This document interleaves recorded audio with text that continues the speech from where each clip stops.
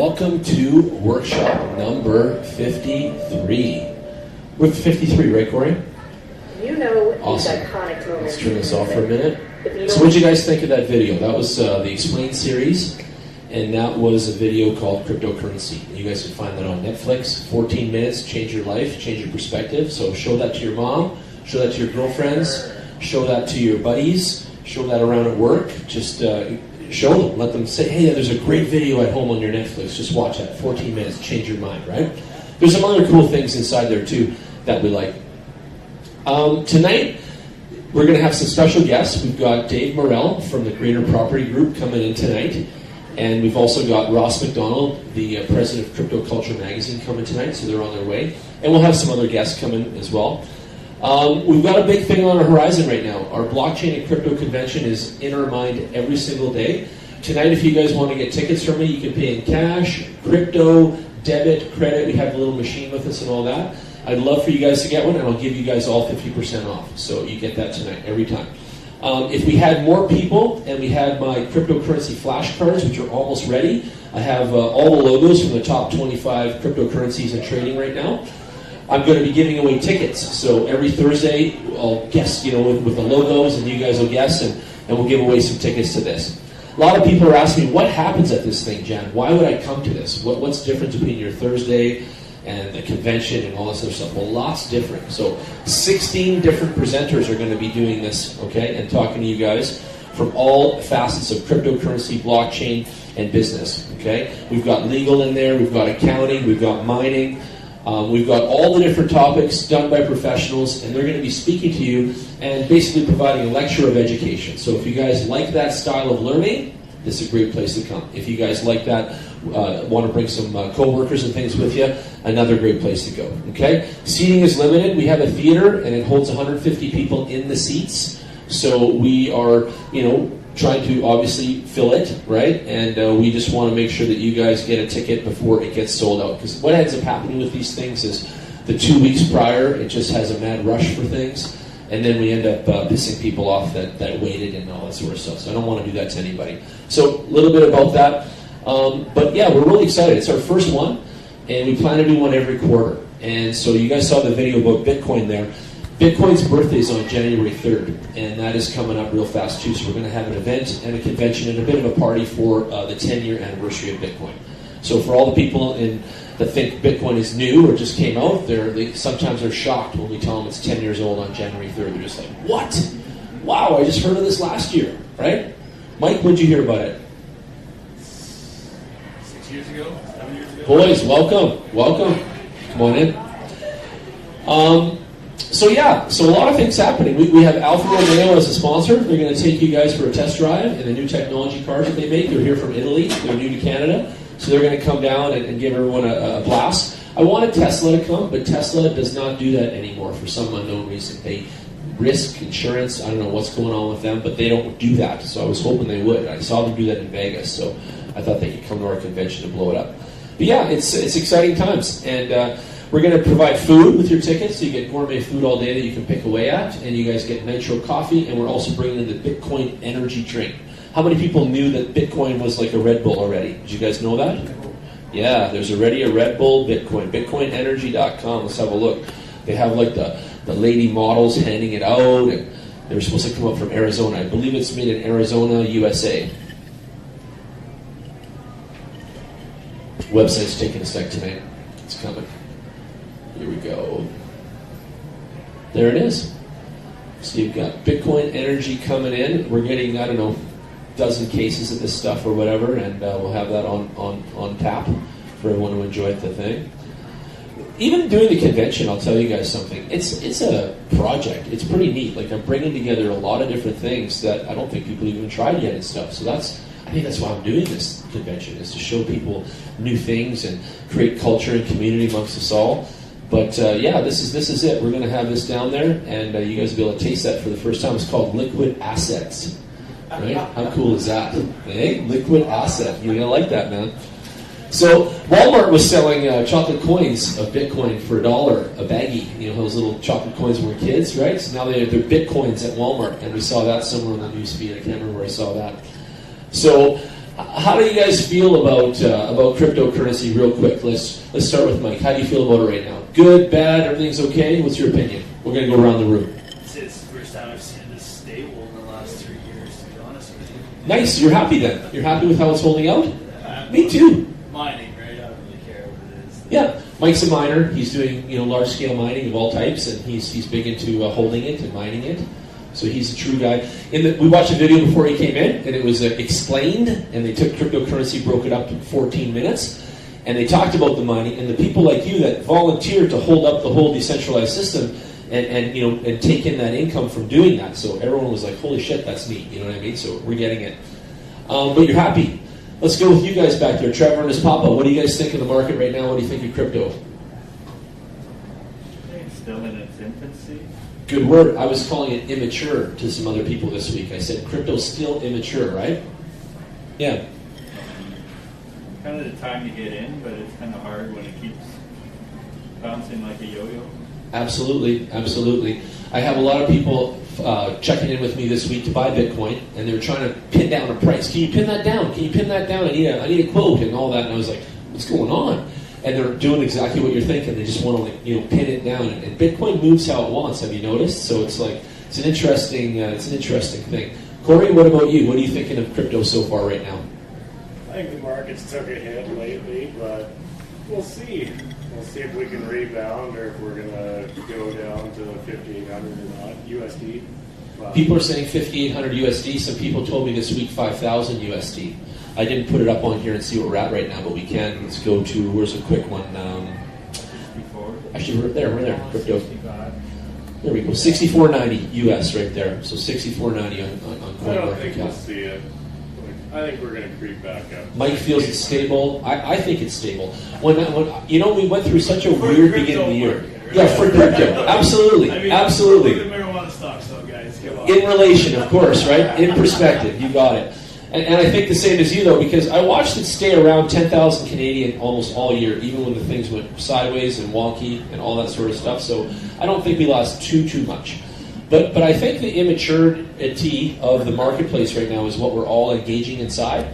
And back to these guys, I really think it is a time to buy. And just when I got here tonight, we had a friend wanting to buy some. And I think people are smart that are coming out of the woodwork right now and have saved their cash and are going to participate.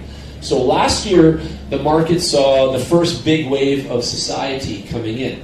And Corey and I are always combing, and you too, Twitter and stuff. And Twitter, by the way, is a great tip for you all to watch the press releases and the PR coming from these various coin companies, okay? If you want to know a great place to look, There's your tip, okay? So on Twitter, you've got all these people yakking, and this one guy had written, he said, everybody knows about Bitcoin now, it's over, the bubble has burst. He's like, the whole world's got it now, it's over, what's next? And he was just putting out a beef. I think he had 1,300 comments on this post in like literally 12 minutes after he had hit the button, okay? And him and I were laughing about that, because we knew right away they were just trying to cause controversy, okay? But I use Twitter a lot. You guys can follow me on there too, please do. And I'll throw some cool stuff. Kevin's always all over it too. But anyway, the point is that studies show that society knows about the brand, we'll call it, but no one's participating. I have people phoning me up, I want to get involved with this, I'm going to do a blockchain that, I'm going to do a Bitcoin this, and then I listen to their whole conversation, and he laughs, and I'm like, so how much Bitcoin have you got? How's your investing going? What have you participated? I don't have any.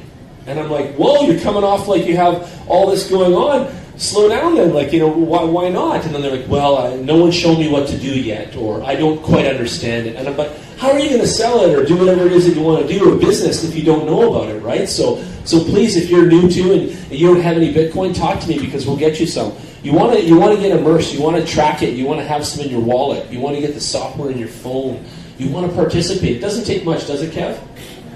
You need something else? Chopsticks would be good. Okay. You might have to run out and get them. They kind of keep us lean in here. Shane? Yep. Tell us your crypto journey. What do you got cooking?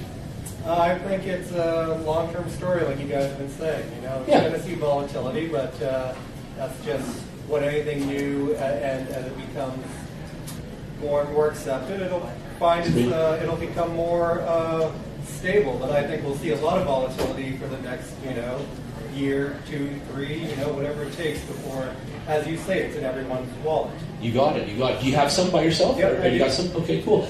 Anybody in this room not have some kind of crypto so far? Is there a total virgin in this room? Okay, gentlemen, over here. Well, Kevin's right beside you. He's going to chaperone you. Get out of here. Oh, yeah. Nothing. He owns nothing anymore. So, long story, Mike's been with us for weeks. Like, he was here almost in the very beginning of what we were doing, a big supporter of me, and vice versa. We love each other that way.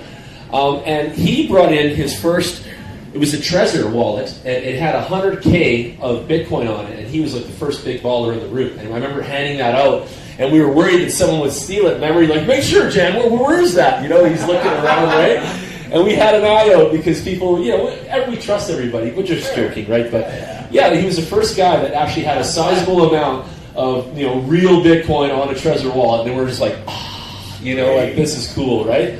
So he was our mentor on the goods there in the very beginning. We've come a long way in the 50 weeks. We've learned a lot. I started this not because I knew everything about Bitcoin and such, but I started this because I wanted to learn about cryptocurrency, and I wanted to learn it with you guys all. And I still continue this online, and we're sharing on Facebook, and we do all these things. And the whole journey in the crypto sphere, I call it, and I coined that phrase, has been amazing. And we're 1 year into it now, and we've got 4 more to go. So I have a 5-year plan, ladies and gentlemen. Okay, so I started last year in September with a 5-year plan, and I didn't come out just winging it. I didn't just come out to say, I'm just going to do this for 5 minutes and then I'm gone. 5 years in the making, and we're just 52 weeks into this kind of thing, or 53 weeks or whatever. So we've got a long way to go still. And in the next 4 years, you'll see more and more unfold. Now we're bringing our conventions. We're going to have software. We're going to have a crypto credit union. We're working with American and European companies. My marketing agency is taking on more and more crypto work. We're getting involved. We're designing coins. We're making logos. We're fathoming masternodes now, and we'll talk about those tonight too. We're doing so many new and cool things in the marketplace that we've never done before, and we're only 1 year in. I honestly can't wait to see what we're going to be 5 years into this. Like, I really can't wait. And so we're watching this debate today online about these guys. And was it Tom Daly or some other guy? I don't know what his name was. He was on that. It was an hour-and-a-half long debate. And they were saying this and that and this and that about the whole thing.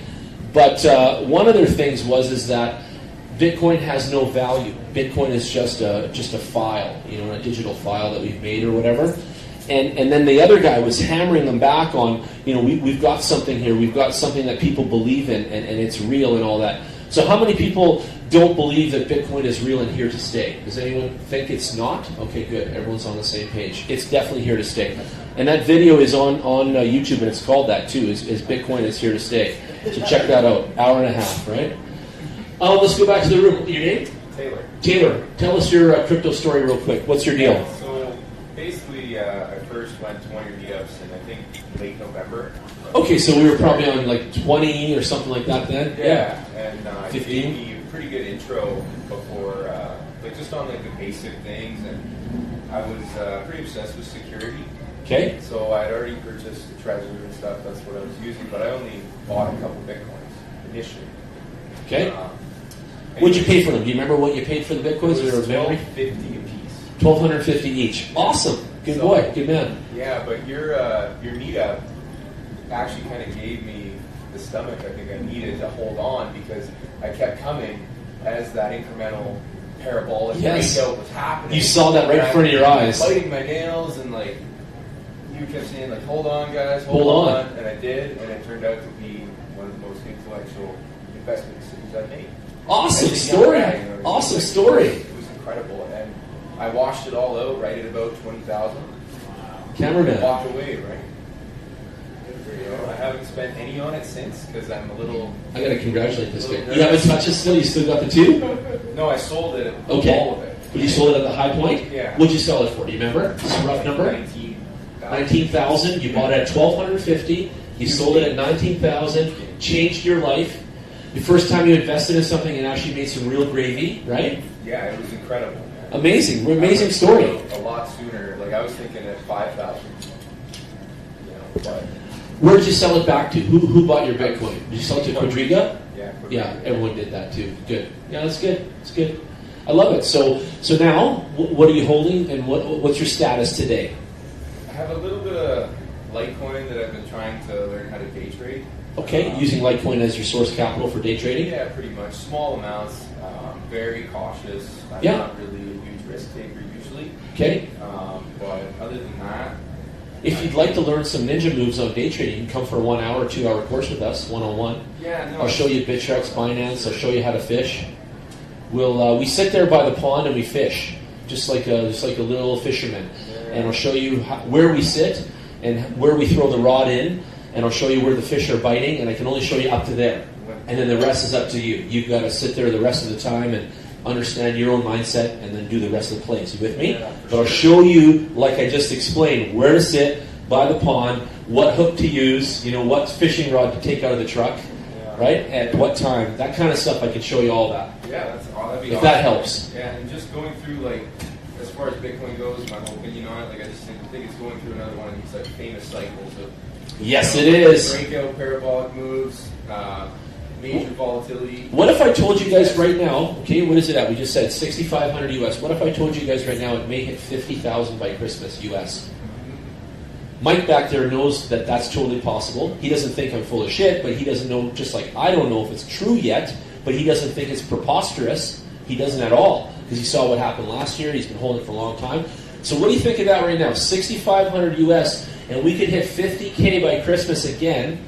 Is this a time to buy? How does that feel as an investor? Are you going, shit, I need to put a big stack of money on this now? Like, how does that, like, tell me about the mindset. We're going into, like, the accumulation phase and retest of certain, not the high of, I go by Canadian dollars too, so the high of like 24,000 or whatever. We got to 25K. We did. Yeah, I think that we was hit a lot 25,000. of, like, public intervention, new money. I don't know if we've really hit that, like, rock bottom of, like, the public just says, fuck Bitcoin, I'm done with it. Not at all. Yeah, Not I at don't all. think we're Good. there yet. So, Good. I'm in agreement with that too. Yeah. And Yeah. I'm kind of waiting for that to be more evident, and then I would go into a more of a big bet accumulation phase. Hopefully catch in the next 1 to 2, like you said, 3 years perhaps, and retesting the old highs before it goes parabolic again. Right? I have a prediction that I think at the end of the 5-year crypto sphere journey that we're on here together, because you guys are my support group too, right? We can give out some hugs and handshakes and all that, just like Alcoholics Anonymous. This could be like Crypto Freaks Anonymous, right? Every Thursday we meet for hugs. But I would say that after the 5-year journey, I'm thinking 100K is going to be where it's hovering around. I think around 2022, when we get to our like 5-year mark, we're going to be somewhere around this like 100K mark, where we're hanging here around 10 right now, if that makes sense, right? So that's where I see it being. So am I excited about that? You bet I am. Am I still doubling down? You bet I am. So definitely. So tell me your name and what's your story. Jerry, yeah. And what's your story with crypto? Why are you here, and what's got you interested? Oh, my story is not that exciting. That's okay. We know that you don't have any Bitcoin yet, but you're going to tell us why you're learning. I just heard this concept before, right? But I didn't pay attention. I didn't recognize this is the opportunity to, make the extra money for you. Yes. So, The profit potential. In the January, wheat stocks up and the Bitcoins up. Everything was up. Yeah, that's attractive. So maybe I should learn something now. They say the two most interesting areas is the marijuana area in typical stock marketplace, and then the crypto sphere that's happening here. Yeah. So right now, I'm reading some book, and for Bitcoin, in my mind, I think it's I agree that idea is digital gold. Digital gold, you got it. Yeah, I've said that now. That's the analogy I've used. I said, if we were to save, and Michael likes this too, then Bitcoin is the bricks of gold. And then if we're going to go spend, buy some sushi or whatever, we're going to use Ripple or, some of this other kind of product, maybe Litecoin or whatever, right? Yeah. Yeah. That's how we're looking at it too. So do you collect gold now? Have you been an investor of any kind? Do you invest in like real estate or something? I'm purchasing stocks, so I found some stock in TSX and CSE. It's related to this stuff. So right now I'm not sure, when you are buying, what's the difference between when you are buying and what stocks, TSX, CSC, Yeah, yeah. So anyway, but I right now I don't have that much money to buy, but I'd like to get the knowledge. Once the opportunity comes, like I might buy it. Nice. That's the way to play it. You gotta keep your eyes out for those opportunities, right? Yeah. Cool. And I also hope to read some books. Okay. Because, I was going to pull up a book here too. So I hope to know what's the taxation issue in the future in this field. I'm sure eventually government will come in, hey, you definitely need to pay tax, not just pay this stuff. Only if you're pulling it out. Yeah. Well, I think that there's no doubt about it. It's true, right? You're paying any tax from sitting there. You know, some out. I pay my taxes. There's a whole bunch of people out there that are thinking that they can avoid all kinds of things, but you've got to pay your taxes. You've got to be legit with your situation, otherwise you're just asking for trouble. I'm just on Amazon real quick, and I want to show you guys. There's a bunch of books out here, but Blockchain: The Ultimate Beginner's Guide to Blockchain Technology. We're going to buy a bunch of these fintech, decentralized apps. I'm going to get a bunch of these books, and then I'm going to start giving them out as prizes and things like that too on Thursdays and Mondays. I'm starting a blockchain for business on Mondays. Different place, different atmosphere, different learning. We're going to go through chapters and then kind of start again. But at least we're going to start at the beginning. Here we kind of replay more of a beginner's night and things like that. But we're going to change it a little bit. But Cryptocurrency Investing Bible. I've had a lot of friends get that one as well, and they really like that one. And I don't know why, but it's probably like tonight where we kind of dip into ICOs. We can dip into a lot of topics and just hang out and talk about them. And this book is like that, so this is a good one here. So check that one out, Cryptocurrency Investing Bible, because you're saying you like reading and you don't want to go too hard on things. So there you go. There's some tips for you. Hi, come on in. Welcome. Grab a seat. What was the book that Becca recommended last week? Does anyone remember that one? No? Blockchain Revolution, something like that. Blockchain Revolution. Yeah, that's another one I want to get. You know that one, Mike? Blockchain Revolution? Huh? Did you read it yet? Good. So you got it then? Good. That's the one that we're going to try to teach from, actually. So we're going to get the Blockchain Revolution going. Blockchain Revolution.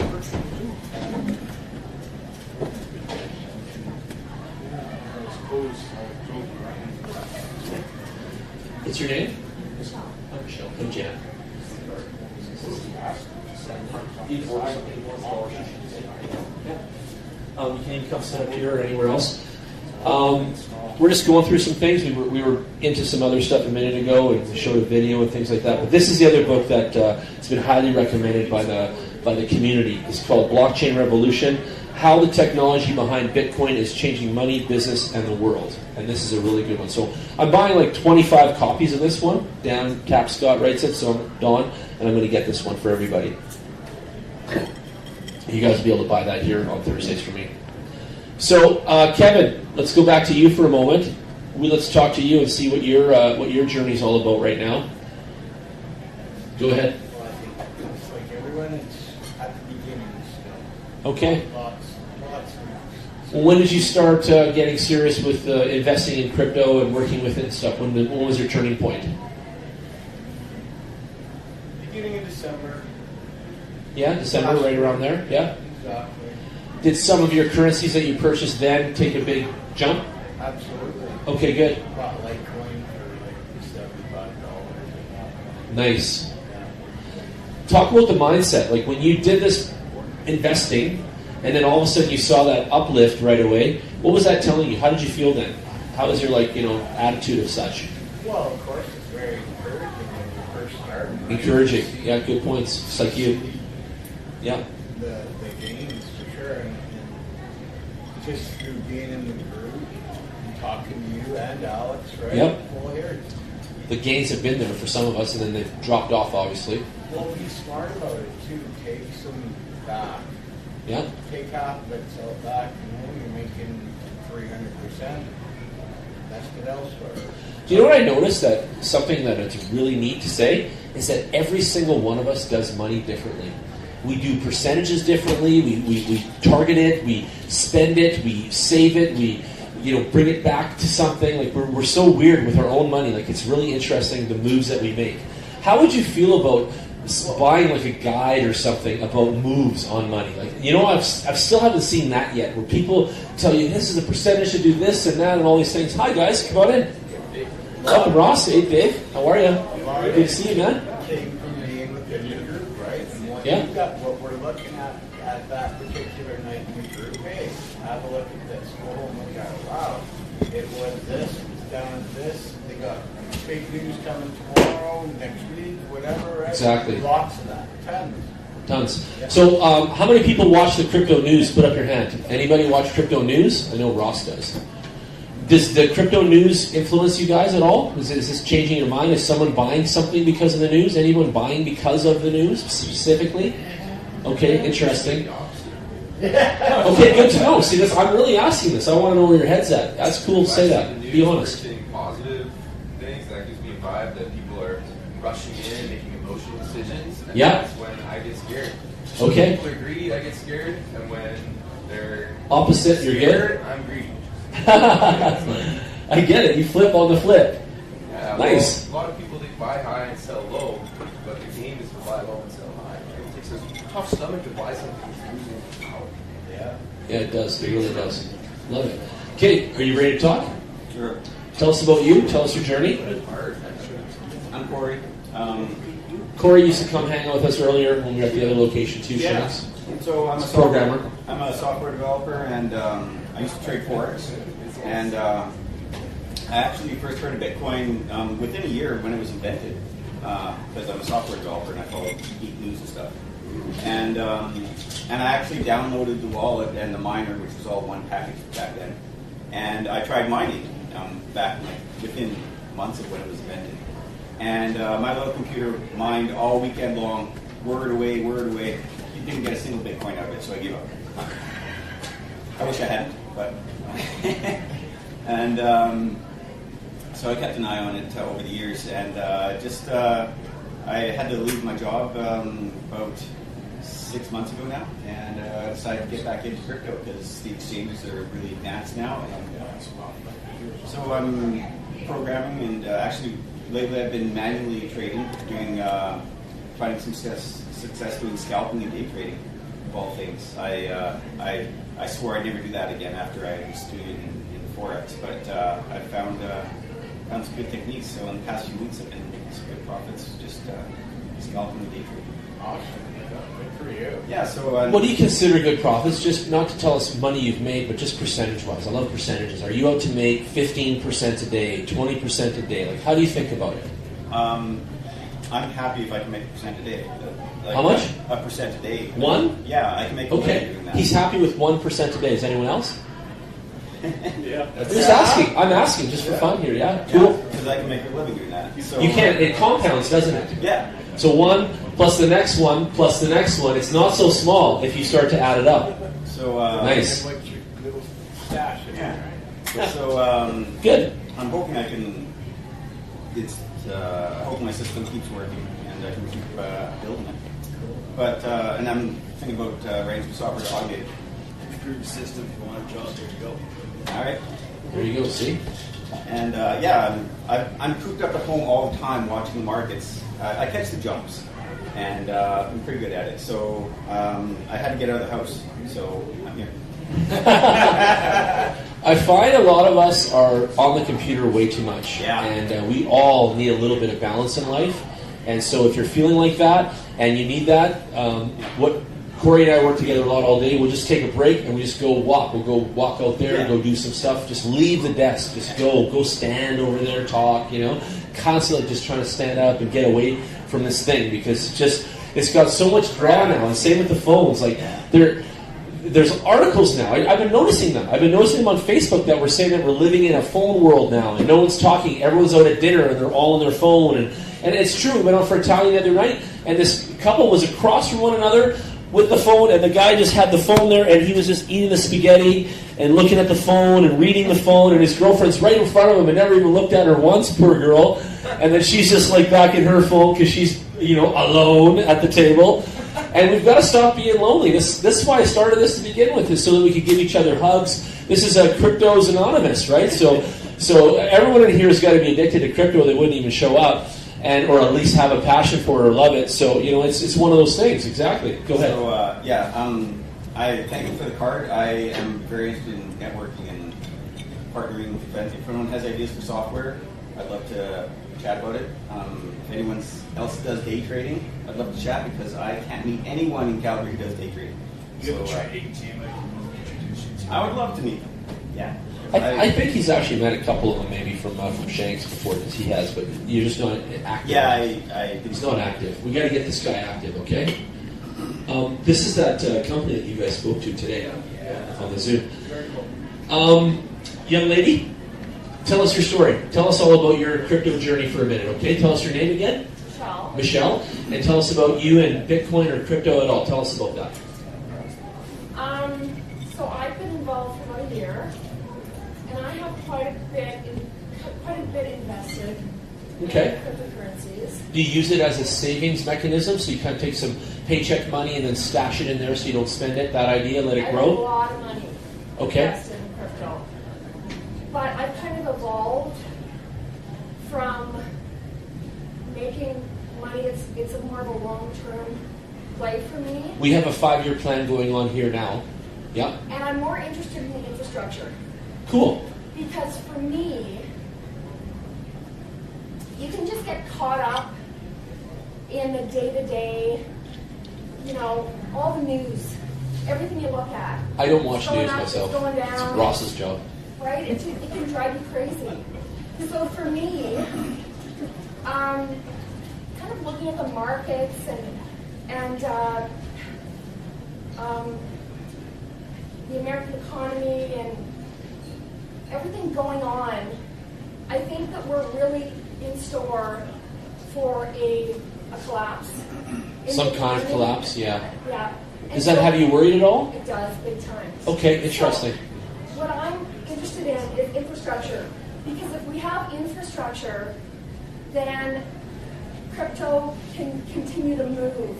But if we don't have that, then the markets will continue to kind of follow, money markets, fiat currency, and then it tends to follow that, I find.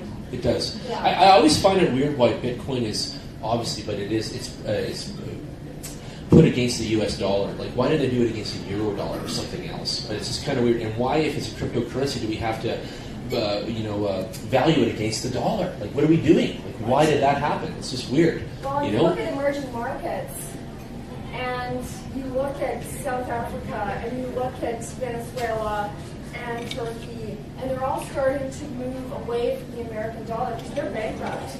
The U.S. is bankrupt. Yeah. They're 20 trillion in the hole, and they're going to hit a wall. We're talking like it's going to happen.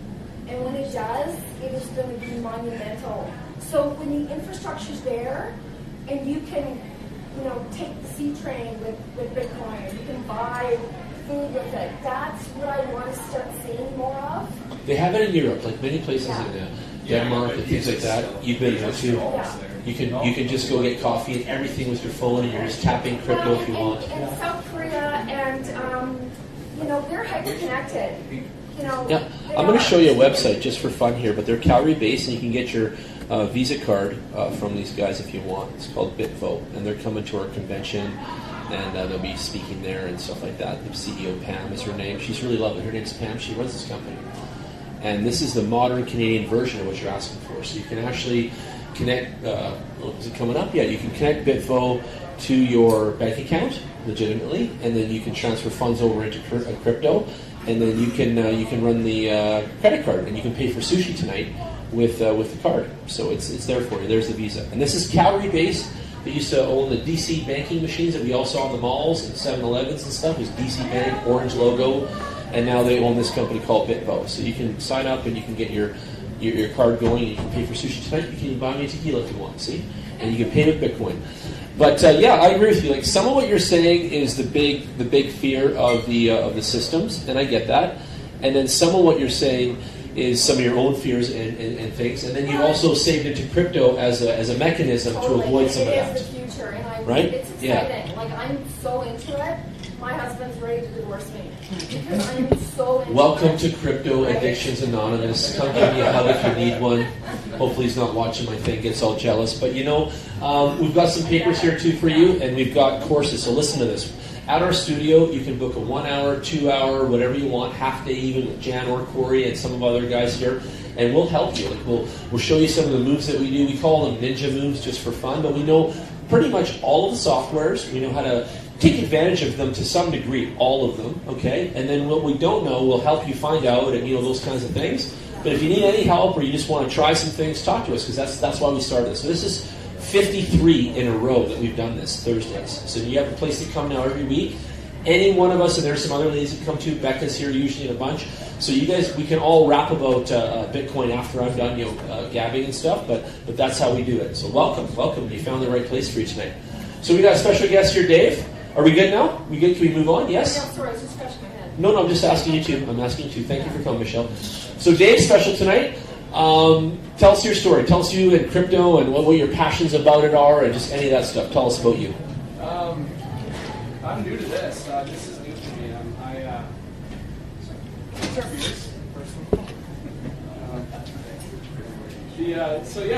I didn't know what to expect here. I'm kind of new to this. I was introduced to... It's all good. This is your sheet, right? So everyone, if you got your stack on your table, this is Dave's sheet right here. Dave is the man that makes this happen. This is called buying a home with Bitcoin. You can even grab your mic. Be cool if I come up here? I don't mind. Yeah, okay. I'll put your website up there. So grab this sheet down. The buying a house with Bitcoin is Dave's department. I'll put your website up. Sure. This is that casual special guest, but you got to come stand here so the video gets you. You got to be in the zone, and I'll stand beside you. Put the camera. Yeah, you got to be online. Facebook's right there. Later you can share on your wall. Say hi to all your fans. Hello, everyone. We have a real estate company. So we're a brokerage in Alberta. So we have we belong to 5. Originally, we belonged to 5 Remax offices. Is this okay? Does this work? Wow. Okay. Yeah, there's our site there. So as you can see, we're in Calgary, Toronto, Vancouver, Victoria, and Edmonton as well. So Greater Property Group. Yeah, Greater Property Group. So we originally we belonged to 5 Remax offices. Now, if you understand real estate, how many know quite a bit about real estate? Are you a real estate? I'm a real estate accountant. You're a real estate accountant. Okay. Amazing. See who's in the room? So this is great. Yeah. Any real estate agents? Anybody who's licensed? Anybody licensed here? No. Okay, well, I just need full disclosure, that's all. So what happens with, the reason why is because the real estate industry is very archaic in a lot of its thinking, right? They have, the way they do business and the way it's regulated is very strict, especially in Canada, especially in Alberta, okay? There's rules that apply to, they govern what you do in real estate. Alberta especially is very heavily regulated, so what that means is you can't advertise, you can't incentivize the public unless it's a brokerage-wide offer. Does that make sense? So an individual agent cannot say, buy a house with me and you get a free TV. You cannot do that. That is illegal. Because it's an incentive. It's considered incentivizing the public, okay? However, if the brokerage offers it, then it's legal, okay? So this is why this is interesting, because crypto, I was always kind of interested in it, didn't know much about it. Shout out to Ross for introducing this whole thing. Ross is up next too. Yeah. Okay. Fantastic. So, the funny thing is, we felt limited by what we were doing inside of the industry, in Alberta especially. So, we went independent. So we created our own brokerage in Alberta, in both Calgary and Edmonton. We still belong. We're still shackled by the industry in other provinces. But now we can actually advertise cryptocurrency and Bitcoin. We can take those as payments, which Janet's company converts to fiat currency, as it's been explained. I didn't realize the level of interest in this.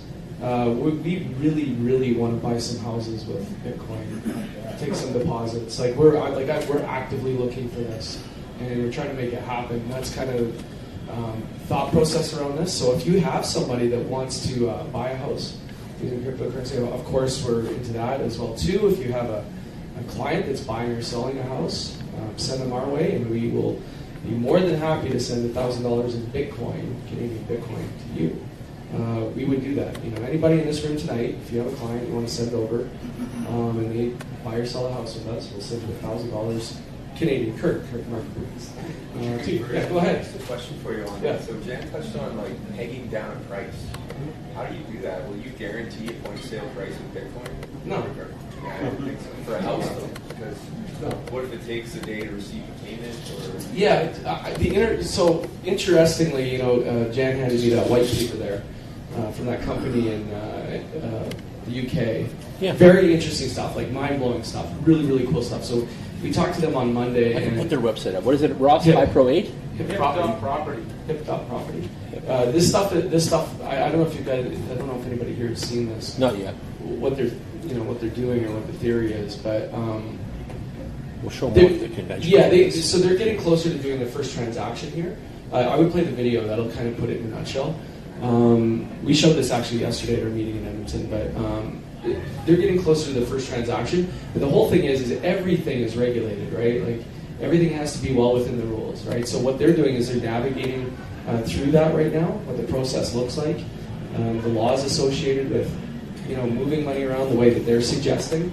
It's no different in real estate. You have to, until you do that first one, you don't know what it looks like exactly, right? That's kind of the issue.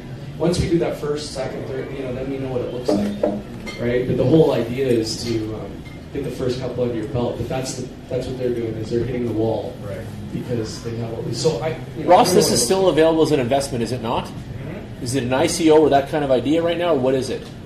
No, it's pre-ICO. Pre. Okay, cool. Yeah.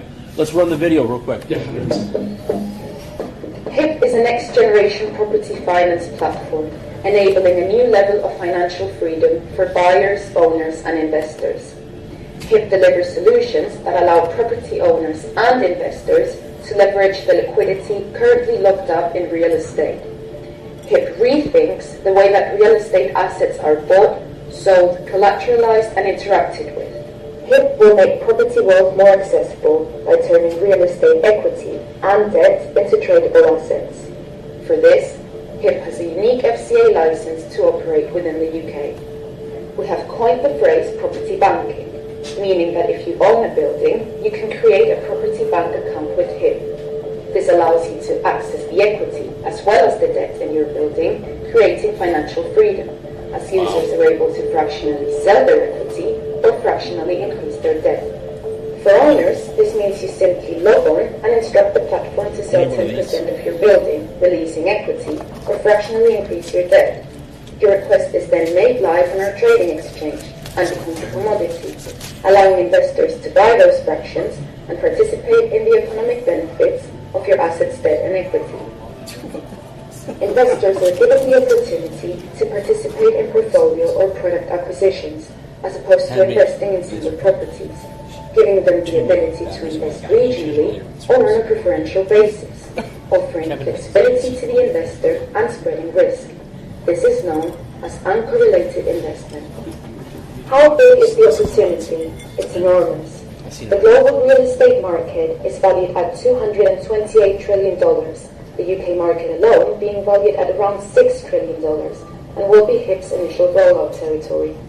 HIP is creating a new asset class and secondary market by fractionally trading debt and equity in real time, a world first.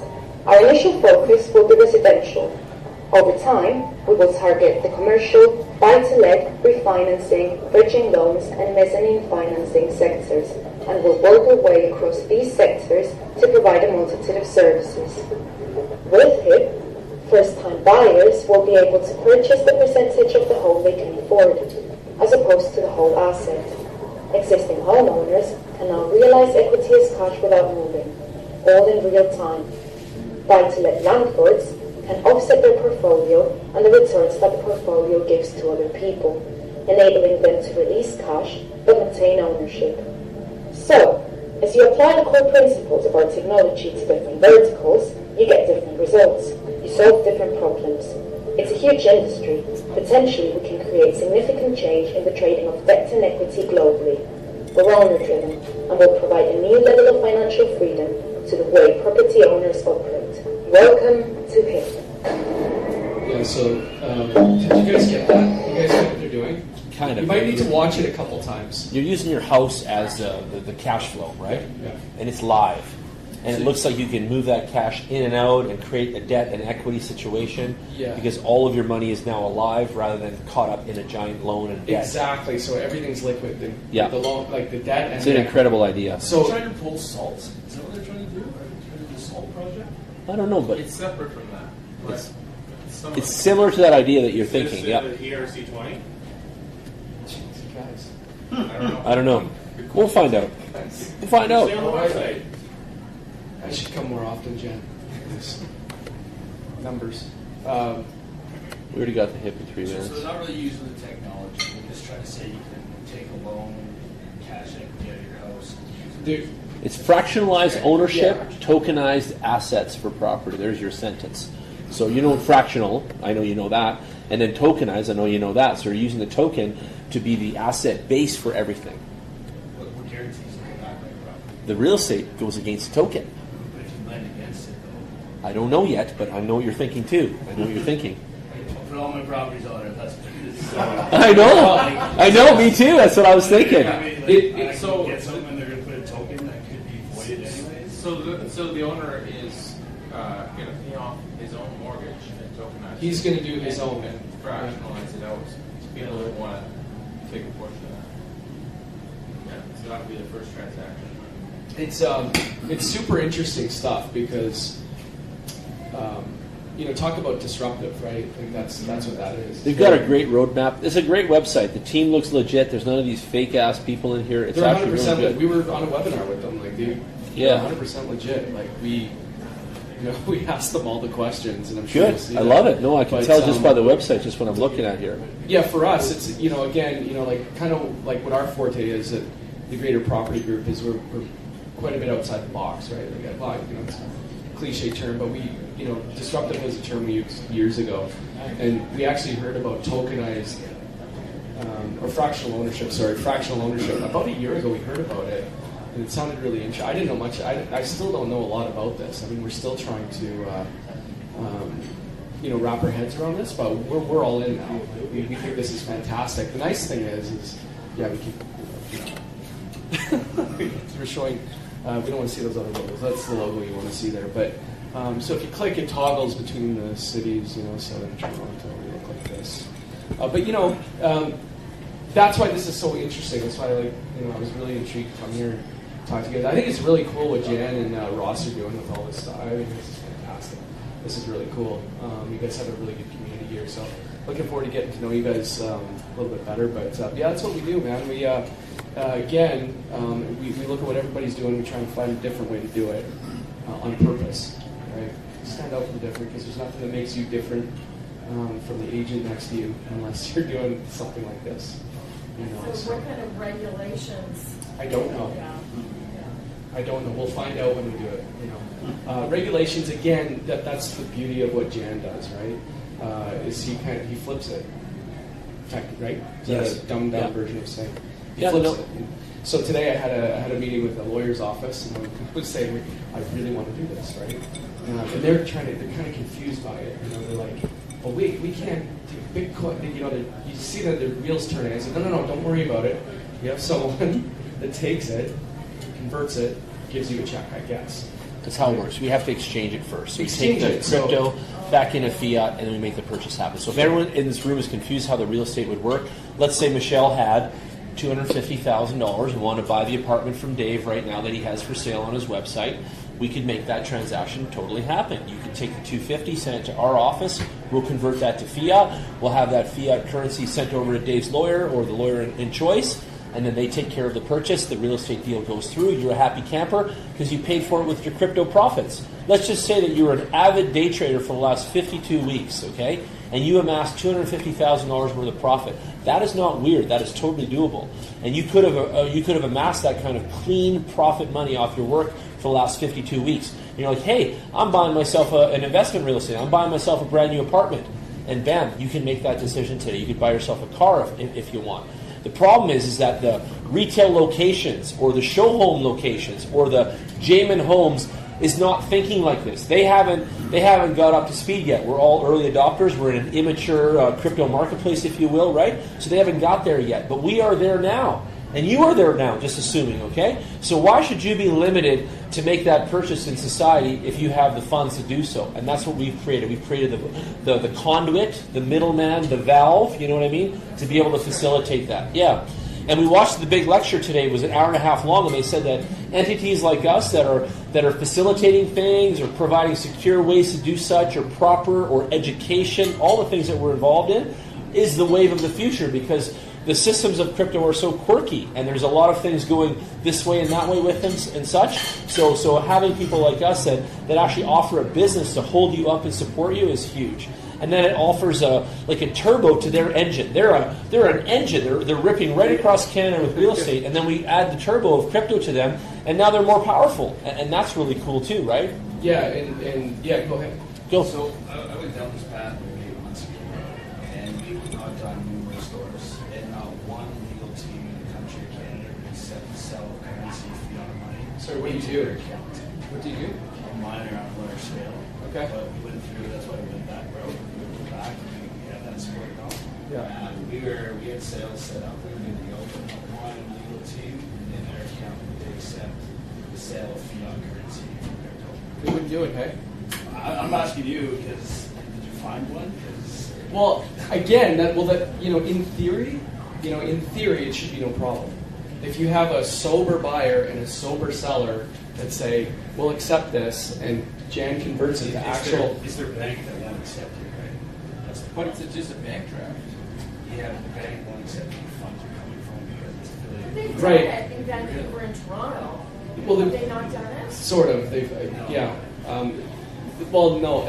You're right though, because if Yeah. it's a big bank and the risk policy doesn't cover crypto, then they're nervous about losing their license, right? That's the issue. Yeah, I'll tell you what it is. Want to do one transaction. Yeah, so talking about regulations, in real estate, there's something called FinTrack. So you have to identify He the knows buyer. it. Yeah, He so knows you know what's going on. There's also regulations about where the funds come from. Yes. Right? So if you're talking about traditional mortgage, we're talking about a legal, a Contract. Yeah, we're talking about, we're talking about a legal office accepting the currency, right? It's not that bank account accepting the funds from. So you're talking about the bank, because it's not really the business of the lawyer necessarily, Correct. where the money comes from. It's the business of the financial institution. Yep. So that, again, once we get there, we're going to find somebody who does it. Probably all fast track. ATB. Really? Okay. Yeah. So fantastic. But the reason this came up too is, as you can see, we're in Toronto and we're in Vancouver and wherever else. And we have a large database. We do a lot of direct response marketing and things like this. We have a massive database. We have a very big database of buyers and sellers. And from time to time, we do get international buyers. Like we get buyers from China. We have people in our system from Hong Kong and other places. And they start to ask about ways, because in some of these countries, I didn't realize this. You were on the webinar with us, but in I don't want to say the Middle East, but some of these countries, you can't get money out of it. First of all, you can't do business in certain countries, but it's very difficult to move money around in the way that what solves that is actually cryptocurrency, apparently. Bitcoin and crypto is an international currency. It's international, and it moves within seconds from here to Hong Kong. Yeah, well, seconds. That's it. That's the beauty of it. And I think that's the value proposition too, right? Because as real estate agents and brokerages, you're always looking for a value proposition for your clients. So that's one thing. And secondly, we just think it's really cool. Us too. Yeah. Us too. But anyways, yeah. Thanks, Dave. Don't worry. There's lots of things. You guys have to figure lots out. You guys get it. Thank you. We have to figure things out. We haven't still, we have paths that we still have to walk. We have things that we still have to do. But we'll get there. We'll get there together. We'll get there as a group. We'll get there as a society. I think that banks themselves, I already know this. I've had a long conversation with some head office people at Bank of Montreal and Toronto, and their biggest issue is that the banking system does not have it written in their risk policy. So that's why Ripple is still not available in your bank account yet. You can't just go take $100 of cash and go buy $100 worth of Ripple in your bank account, but you will soon. You will be very, very soon, and maybe by next year as well. So we're just about there. Again, the immaturity of the marketplace and the infancy of the structure is coming. It's coming and it's building. So Alberta Treasury Branch tested Ripple on their systems. They gave it a thumbs up and a 5-star approval. So there you go. ATV is also the people that will take the cash from crypto. So they will process crypto proceeds, if that makes sense to anybody. So some of the fears that were there before, they're changing now. Okay. And my office is different than in many others. So there's still people that don't quite get what we do, but we are an exchange. We're an OTC, over-the-counter exchange. So you can come to us with cash, PayPal, check, credit card, debit, draft, wire. Look at all those ways, right? And other crypto even. Other crypto. So Michelle's sitting on a schwack of Litecoin. Don't forget e-transfer. There you go. E-transfers, of course, too. And Michelle wants to convert that Ethereum to whatever else today. She could deal with me. Like, we'll help you, right? And we just have a small fee to do all of that. It's just like anything else. We have we call it a brokerage fee, and we just process things. You know, we process your funds any way you want to send them, and we work on it. So attaching ourselves to Dave's real estate company gives his office the ability to take Michelle's purchase. And again, the bank itself is not concerned in the transaction, nor is the lawyer. We are. It's a transaction between Michelle and Bitcoin Investments. And she's going to do a purchase with us, okay, of fiat from us with her Bitcoin example or her Ethereum. So Michelle's going to purchase Bitcoin from us for a certain value, and then she's going to get the Canadian money back in her bank account. And then she's going to send that wire or that draft to David's office, to the lawyers, and then she's going to end up processing the deal on her house. They don't care, per se, what Michelle did before she got to buying the house with her draft. Michelle is selling her crypto out to get funds and then buying her house like that. So there's a step in between, but it's totally doable, is my point, and that's what we're trying to say to everybody, right? So you get that, don't you? Right? You understand now. And for a long time, it's been locked out. Now, you can't do that with every place. You can't do that with a lot of exchanges, but you can with us, and that's the flexibility that we have, right? So every business is different. Every business has different, menu and principles, right? So keep that in mind, okay? So we're offering something. We've done car deals already, too, and we want to do more things like that, okay? So we want, what's the point of all this, too? What is it? What's going on? It's enablement. We just want to enable people to make the cryptocurrency choice and then be able to spend their money freely how they wish, right? With no strings attached, no roadblocks, no hurdles, nothing in the way. Makes sense. And by the way, we joined decentralized economy of cryptocurrency to have those rights, and we joined this to be in control of our funds. So keep that in mind too. Don't join crypto to be controlled. Join crypto to control your money, control your funds, and control your actions. Paul, let's hear your story. We haven't heard from you yet. Let's go. You're the only guy we haven't heard from. We want to know what got you attracted to crypto and where you got started and that kind of thing. Just a quick little story on where you came from into this space. Had a free Bitcoin meeting at the McLeod Bar. Okay, so you came to one of our past meetups. Yeah. How did you get there? What was the reason you got there? How did you come to meet us? A neighbor bought a Bitcoin for 6,000, so I thought there might be something interesting to learn. Cool. So your neighbor bought a Bitcoin for 6,000 at that time. Yeah. And you're like, what is that? Let me check that out. What's going on there, kind of thing? Cool. And now fast forward on your journey. How do you feel? Do you own some Bitcoin? A little bit. Good. And do you like it? Do you like what's going on with the space? I think it has much more potential than people realize. Cool. Definitely. American dollar collapses, Dash, Bitcoin, maybe whatever one of these starting to use. Yeah, I agree with that too. I want to say this though to that collapse part, and Michelle was talking about that. And I want to say that I've seen that in so many videos, and that's a little bit of a conspiracy theory, on my opinion only, just saying, okay? I believe that we're going to have two kinds of money. I'll call it rudimentary fiat cash, paycheck money, and internet money, the web money. And we're going to have both, and they're going to work together, they're going to cross borders together, they're going to go from this guy to that guy and back again. And all that's going to happen here in a minute. That's what I see. I don't see TD Bank and Royal Bank and Scotia Bank and CIBC shutting their doors because Bitcoin is on the block. I do not see that whatsoever, not even close. We need the mechanism of banking to take the risk on. We need the mechanism of fiat currency to be the mainstay of real estate and all these other things. So really, what we're going to have is two kinds of money. And when the web came out in 1991, it changed our lives. Every app, we're beaming to Facebook, he's recording them on the laptop. Everything went digital, and we're still catching up. Majority of society over 45 years old is still behind in the systems, and they don't know what's going on in a lot of their phones, their apps, their backups, their software, their laptops. They sit there in a bit of a fog, and that's society right now. The majority of society sits in the fog. They're not technology adept. Okay, keep that in mind. That's the majority of society is a regular camper that doesn't know very much about what they're dealing with. And when you take that into consideration, and you see those people get more and more educated with their smartphone and with the access to information and such, you see that the web is at the core of what we're doing. And the web needs a currency. The web has needed an online currency forever. And there's been many inventions besides Bitcoin. Put Bitcoin way out there in left field, don't even talk about it. And I can Google for you guys right now and show you probably 15 different currencies that thought they were going to be the hot sauce on the web. Okay? And they've all failed. They've all gone into the toilet. Okay? So there's something special still about Bitcoin, and I don't know what it is, but I just live inside it with you guys. But it's the only one that's been able to prove to the bloody planet and be on an international level of dominance, acceptance, relevance, reality, value, etc. So back to value. Why is Bitcoin so valuable? Because of the exchanges. The exchanges are like Binance, Bittrex, and all that. Earlier tonight, someone wanted to buy something, like, you have to have Bitcoin. You have to go on the exchange. Like, Bitcoin is the gateway currency into opportunity. And then if you take the Bitcoin and make opportunity happen after that, then you're a hero. Then you're someone that gets it. And I want everyone in the room here to understand that is the job. Okay? And then more to that, what are we doing? We're collecting the most amount of cryptocurrency possible.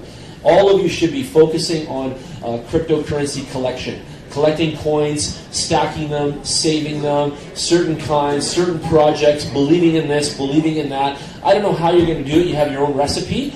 But if you want to know the baseline, you guys need to collect. You guys need to be on the collection method and as much as you can possibly get. Okay? I really want you to focus there for me.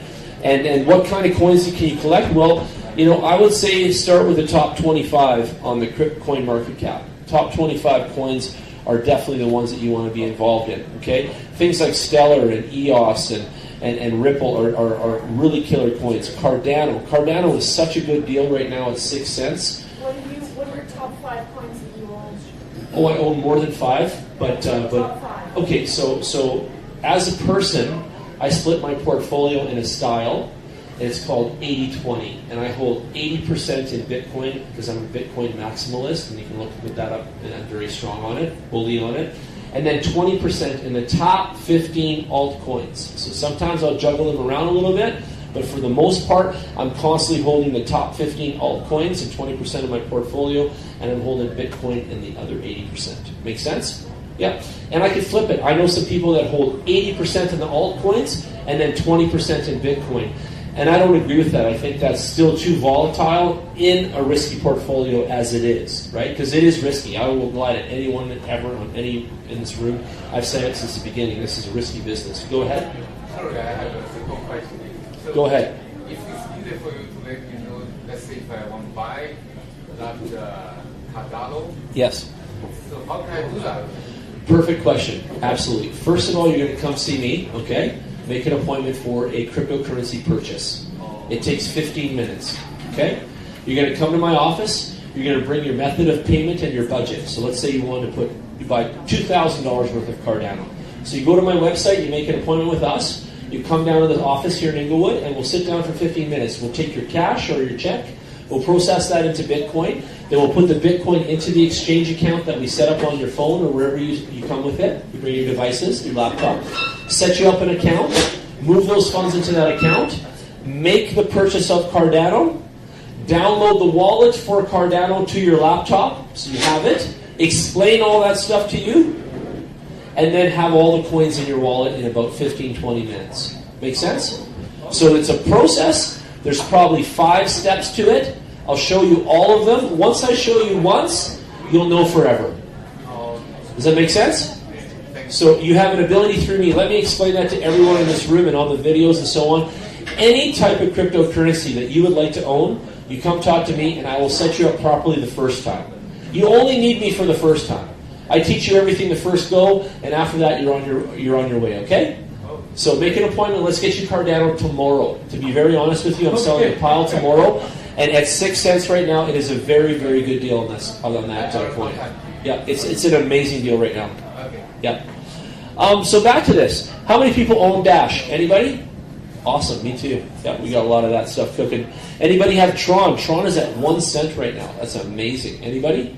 Buy some. Come on, get some Tron. Way to go, Trevor. Attaboy. Anybody own Neo still? Any holders of Neo? Does anyone remember when Neo was over $100? That was amazing. Right now it's at $18. So when I look at the marketplace today, VeChain had some big announcements today too. It's at a penny. When I look at the marketplace today, what I see is on sale. We're come right back full circle a year later where everything is like cheap again and affordable and like let's get some, right? So keep that in mind. I don't think you guys should be discounting any of this. And Dogecoin, for whatever reason, the name after a dog, has been so popular in the news, on Twitter. It's been the hot sauce of the week. In fact, I could just hit Twitter and we could type in Doge and you guys will see. Let's just do that for fun. Search Twitter. Let's go Dogecoin. Let's go. See what they come up with. Let that load. So there's a Dogecoin, open source peer-to-peer cryptocurrency. There's news about it, 24 volumes. So Doge has been doing good. They've been saying it's been getting really good gains. Blah, blah, blah. So you can type it into Twitter and you can find out a lot. Look, Dogecoin will make the next wave of crypto millionaires. How many people knew that? Anybody? Mike? No? Robinhood themselves will push it to 5 cents, Mike. And Robinhood is a fee-free exchange website. God knows I'm a capitalist. Okay, so if you guys talk to me about profits, I'm all in. I love to make them. That's why I'm here doing this with you, so you know that.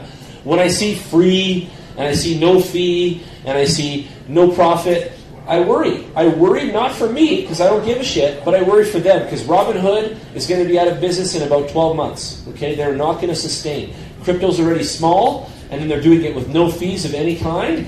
They're done. They're absolutely done. So transfer out of it. So eventually they'll require you to pay to transfer out. Atta girl. Eventually, my prediction, you got a good one, we will be buying memberships at exchanges. You're going to pay $500 to join Binance eventually and things like that. And then you'll pay a release the gate fee to get my money out into my other wallet. And that's going to come too. You'll have that. There's tiny percentages now, but it will change. I think we'll end up going to a flat rate model for some and others. You'll see. I'm with you on that. Go ahead, Kev. What'd you think? Well, look what they were doing last year. People were selling their Binance accounts for thousands. Oh yeah, there was $8,000 someone sold their Binance account for. Mike, why don't you come up? Because I know you're just brewing over there with something to say. Get up here. Grab the mic. I got your website up here. Tell us about you. Tell us what you need. Facebook Live is filming at the exact same time, so the crowd's digital and in the room. I know you're looking for capital. I know you're looking for gains. I know you're looking for everything. Explain. Here we go. Go ahead. Hey guys, good evening. Jen, great job as always. Haven't been here for a little bit. Been pretty busy kicking around. Everybody just kind of getting into the space. Great for you guys. I mean, this is it's quite incredible. I'm a co-founder of NovaMex. We focus strictly. We've pretty much done every entity from OTC deals. We've looked at ATMs. We even looked at real estate. We've done it all. We actually decided to focus in on mining. My partner and I from oil and gas. We currently teach a lot of energy producers in Alberta how to get their commodity to an international market without the restriction of pipelines. So you can imagine our conversation. We're saying that downtown Calgary right now. We have literally more work than we can get. We're the first company. We're actually backed by a bank here in Alberta. And pretty soon here, I'm hoping that we can announce some pretty dynamite news that we have. It's great for North America. It's great for Canada. What we were able to achieve, it took us about 8 months in negotiations. And so we mine for cryptocurrency on an industrial scale. That's it. That's all we do now. As for capital, I mean, guys, this world is amazing. Full-time in the space for a little over a year and a half now.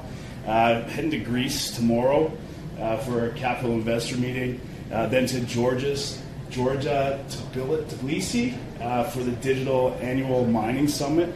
That is backed by Bitmain, and it's about 3 days long next week.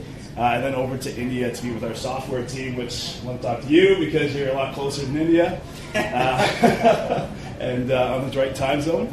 But pretty much anything in the space, guys, I guess my best advice that I always normally give people is take a look at what you've done previously with your skill sets as an individual and your history. I guarantee there's somewhere in blockchain space that you can apply it, that you can actually monetize it. Last year it was almost embarrassing to watch how many amazing traders came out in the space when you could have held Bitcoin for 2,800% and not traded a damn thing.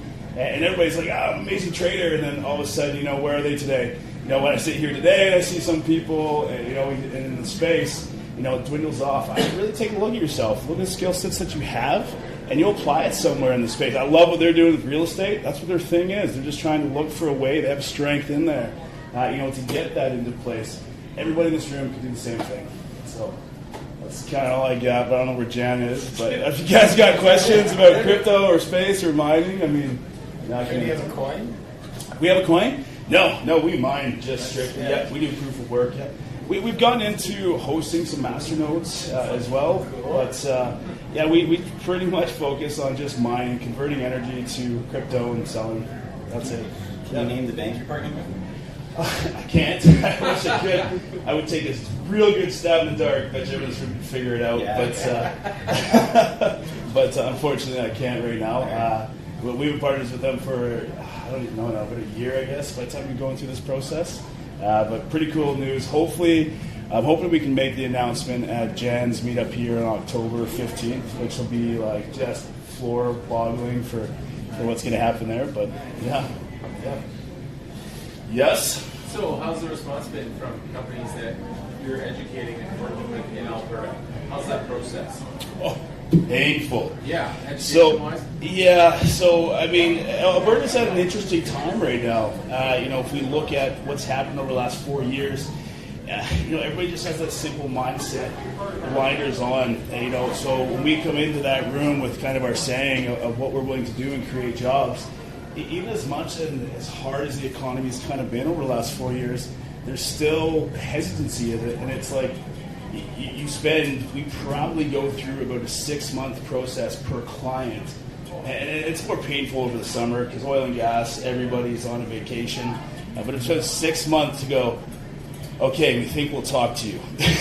So, like in a legit manner, they don't take you serious. I was just on site on, what's today? Today's Friday? Thursday. Sorry.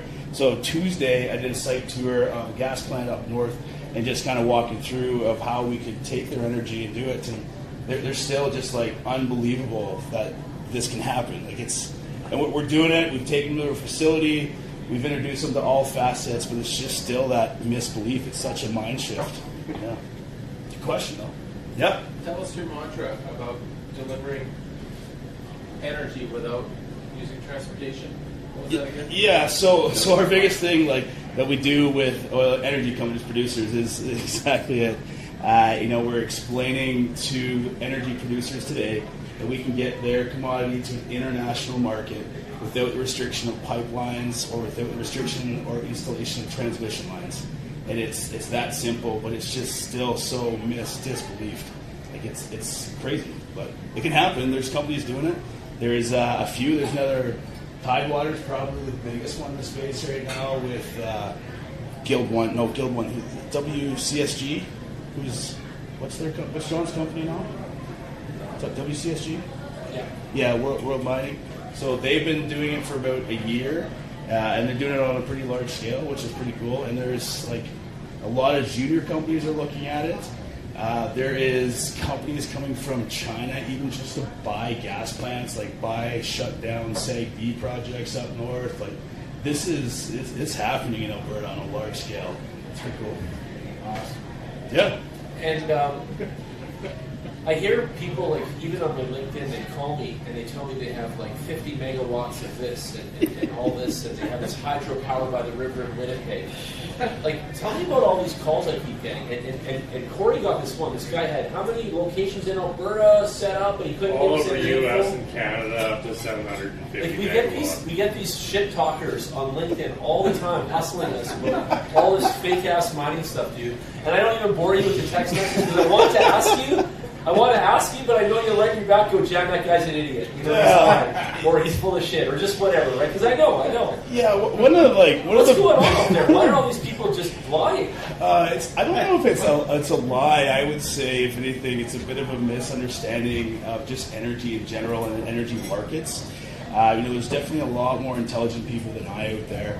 But for some, even we were in China in January this year, sitting across from via BTC, and I'm sitting across from this 32-year-old billionaire, like, Mike, I want 150 megawatts tomorrow.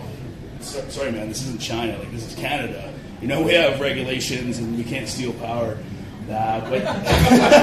Which is a thing. There's a black market for energy in China. It's pretty cool. So in reference with Jan, I would say it's kind of undereducation and a misunderstanding of what can happen. A lot of people don't even understand the concept of electricity or how we load. They don't even know who the ISO is, which is Alberta's system operator, regulator that runs the whole grid. Like, this is a whole entire process, and it's crazy because some of the groups that we sit with that are experts in the field, we're actually helping them through the process of crypto because it's such a continuous demand load, and we're doing grid analysis right now in Alberta. So when Chen texts me and he's like, yeah, hey, this guy has the last one with like a hydro plant in Winnipeg, or just north of Winnipeg, and I instantly knew it because we've been looking for years in the space. Knew what it was, knew where it was. Yeah, okay. The guy that probably got a hold of him thought, great, I'll just go in and get this money, and I'm just going to plug this all in and let it work. And unfortunately, that's not exactly how it goes. And you really have to, it can be very expensive to navigate through that process, or you hire people that know it. And the guys that know it, we're flat out busy. I don't know how many calls, I just don't even Ross back there, I think I'm about a 4-day return to my text messages to him right now. Thanks for making it tonight. Thank you. Yeah, just kind of special guest. Yeah, just kind of going through, but it is. There's a big energy race that is happening globally. I think we're up to 4% now. Hit another time. So are you just mining Bitcoin? Oh, actually, no. I don't even mine for Bitcoin. We have all types of currencies we're mining for. Our bigger term goal is hosting individual miners on a large scale. I would say, arguably, we have the most well thought out mining facility that's built for Canada, at least. Are you software controlled as well? Can we look at, like, if I put my miners with you, because I got 6, just example, right, for the crowd. So I put my 6 miners with you guys, okay? We're sharing the juice they create together. You have a software that I can log in and see my 6 Janspeed miners making this much. Our business model, we're energy guys. We're just looking for the best energy, and absolutely, our intent is to take Jan's miners or anybody's miners. You give us, depending on what you're mining with, like if you go ASICs, it's pretty simplistic. So you guys can buy miners from me, you can store them at his place. And we actually we'll just charge you like a regular regulator. Like we'll charge you your energy and we'll charge you a condo fee, and you get 100% of the profits of your machine. We're not interested in getting in the middle of that. Except for our larger clients, we've had to manage it. But for individuals, this whole thing is ran off community and bringing it together. We don't see the value in us taking complete control of your equipment and saying, okay, here's what it only mined this year, when half the people here probably don't even know what they did mine, what a hash rate is. We'd rather see that you dictate your pools you want it to. We'll direct rate to your pool. You control the finances. We'll bill your credit card for your energy and your condo fee a month. That's simplistically it. You just said something interesting. They don't know what these things are. I'm going to open up the side of the miner. You guys can all come have a look, and I'll show you the cards that actually make the energy. Just give you a little energy layman's terms under the hood kind of look here. Your energy rate, what is that? 579 is what I'm paying right now. 579. Whereabouts? Already got it. Perfect. What's your transmission, distribution, administration fee? Actual. I think. Pardon me? $20. $20. So what's your cost for electricity with all your fees and Marley? I live around the corner, so I already know the sales. I built it's about 190 megahash, 6 graphics cards. Yep. And I went from about a $40 bill to about a $100 bill. Yep. Long story short. Yeah, for sure. So when you break your energy down in Marlow, don't live too far away, you're actually paying about 11.5 cents a kilowatt. all in. So on a small residential scale like that, I mean, if that's where you're going to, I would suggest people just run them in their house. There's not necessarily an advantage with us until you start getting, you're not liking the noise. Assume that you have the heat. Assume you have a great heat dissipation plan, a filtration system. Our facility is double filtration. Like, heat's not even an issue. It's great to see this year come. Like, Stampede was awesome. I think we were at Bitcoin. What was that? The Bitcoin Rodeo. There we go. Yeah, I was there. And just kind of checking my phone, waiting to see that things were shutting down at 37 degrees, and it was nothing. It was pretty good. So, a home scale. I mean, we're not necessarily there to compete with individuals like yourself, but on a large scale, and there's a huge market out there for it. People just like, here, I'll get into mining. And what are the advantages of mining? Some people look at, why would I get into mining versus just buying a currency? Well, do you own a company? Do you know what tax deductions are? Do you know what depreciation is? I mean, it's all computer equipment to take a look at and getting involved in, and on a larger scale. Like, it all depends. It's like trading, like Jan said. What is your strategy? Mining isn't just simply mining. There's a strategy behind it that you have to build and put together to have success, right? We're going to give away a Janspeed miner for $3,000 at the convention coming up in October. That'll be one of our grand prizes of the day. We'll do that away and all that. Up here I have one, and this one's got twin GTX 1060 video cards in here. These two video cards are produced in hash rate, okay? And these two guys go to work through like a right and a left arm, okay? So keep that in mind. And like two little pickaxes in each of my Harley doing some gardening, these two cards are going away, they're picking away at the blocks. And they're making you bacon. And you're getting a little bit of commission for every block you mine, every time, and it does this consistently again and again and again. It's very robotic. It never screws up. It never stops. You just hit go, and it does it, and it never stops. One of the advantages of dealing with myself are a few, and I love this because people came last week. I sold two of these, two friends of ours right away. Trevor was asking me for one too. He still wants one. I got one for him. Why buy a machine from me? Just to answer it nicely, a couple things. First of all, they're pretty, they're good looking, and they're done properly. So first of all, use the best components, and that does matter. You want longevity, okay? You want good value for your money. The second thing is you get 1 year of support from me. So you can call me at 11 o'clock at night. You can ask me to fix this or that, or redo this or that, or what on here, or the drivers. You get 1 year of support. Nobody in the entire city will do that, okay? The third thing is that I will preload this for you. Jan, I want SafePoint. Jan, I want Ethereum. Jan, I want to mine for whatever it is that you want to mine for. Raven, you like Raven? So we'll throw it all on here. We'll get it all geared up, set up the wallet, get you set up, get all that stuff done. The stuff that puts people in the dark half the time because they're not technology adept. And away we go. So let me say this, because there's people in the room, he can program all of us into like 3D Morph if he wants to kind of idea. But most people are not that technologically adept. They're not. Hence why crypto is a little confusing and a little cumbersome, a little in the dark for people. That's why I've been doing this 53 weeks in a row, because we've been showing the light to y'all, and we've been giving you guys a bit of the layman's terms so it helps you understand what the hell you're getting into and what you're buying. But at the end of the day, no matter what you buy, I don't care what it is, you need support. If you work with his mining lab and you put 100 mining machines with Michael right there, I guarantee you're going to be supported. This is one of those people like me that never gives up on the customer, cares about you, cares about what the mission is, and stays on it, like I am. 5 years, solid, we will never let you down kind of thing. But back to that, is this machine here is like a passive income generator. There's no other appliance in your house. Look at me, I'm on the Home Shopping Club now. No other appliance in your house that will make you bacon like this bad boy. Like nothing. There's nothing. Show me any item. Just give me one. Give me Set it and forget it. Yeah, and there's nothing. No way. The Coggin water machine doesn't do it. It makes good water. It's $2,000 or whatever, $3,000, but it doesn't make money back. 5,800. 5,800. I'm sorry, 5,800. Yeah. So back to my point, and I'm passionate about this stuff, is that get yourself one of these.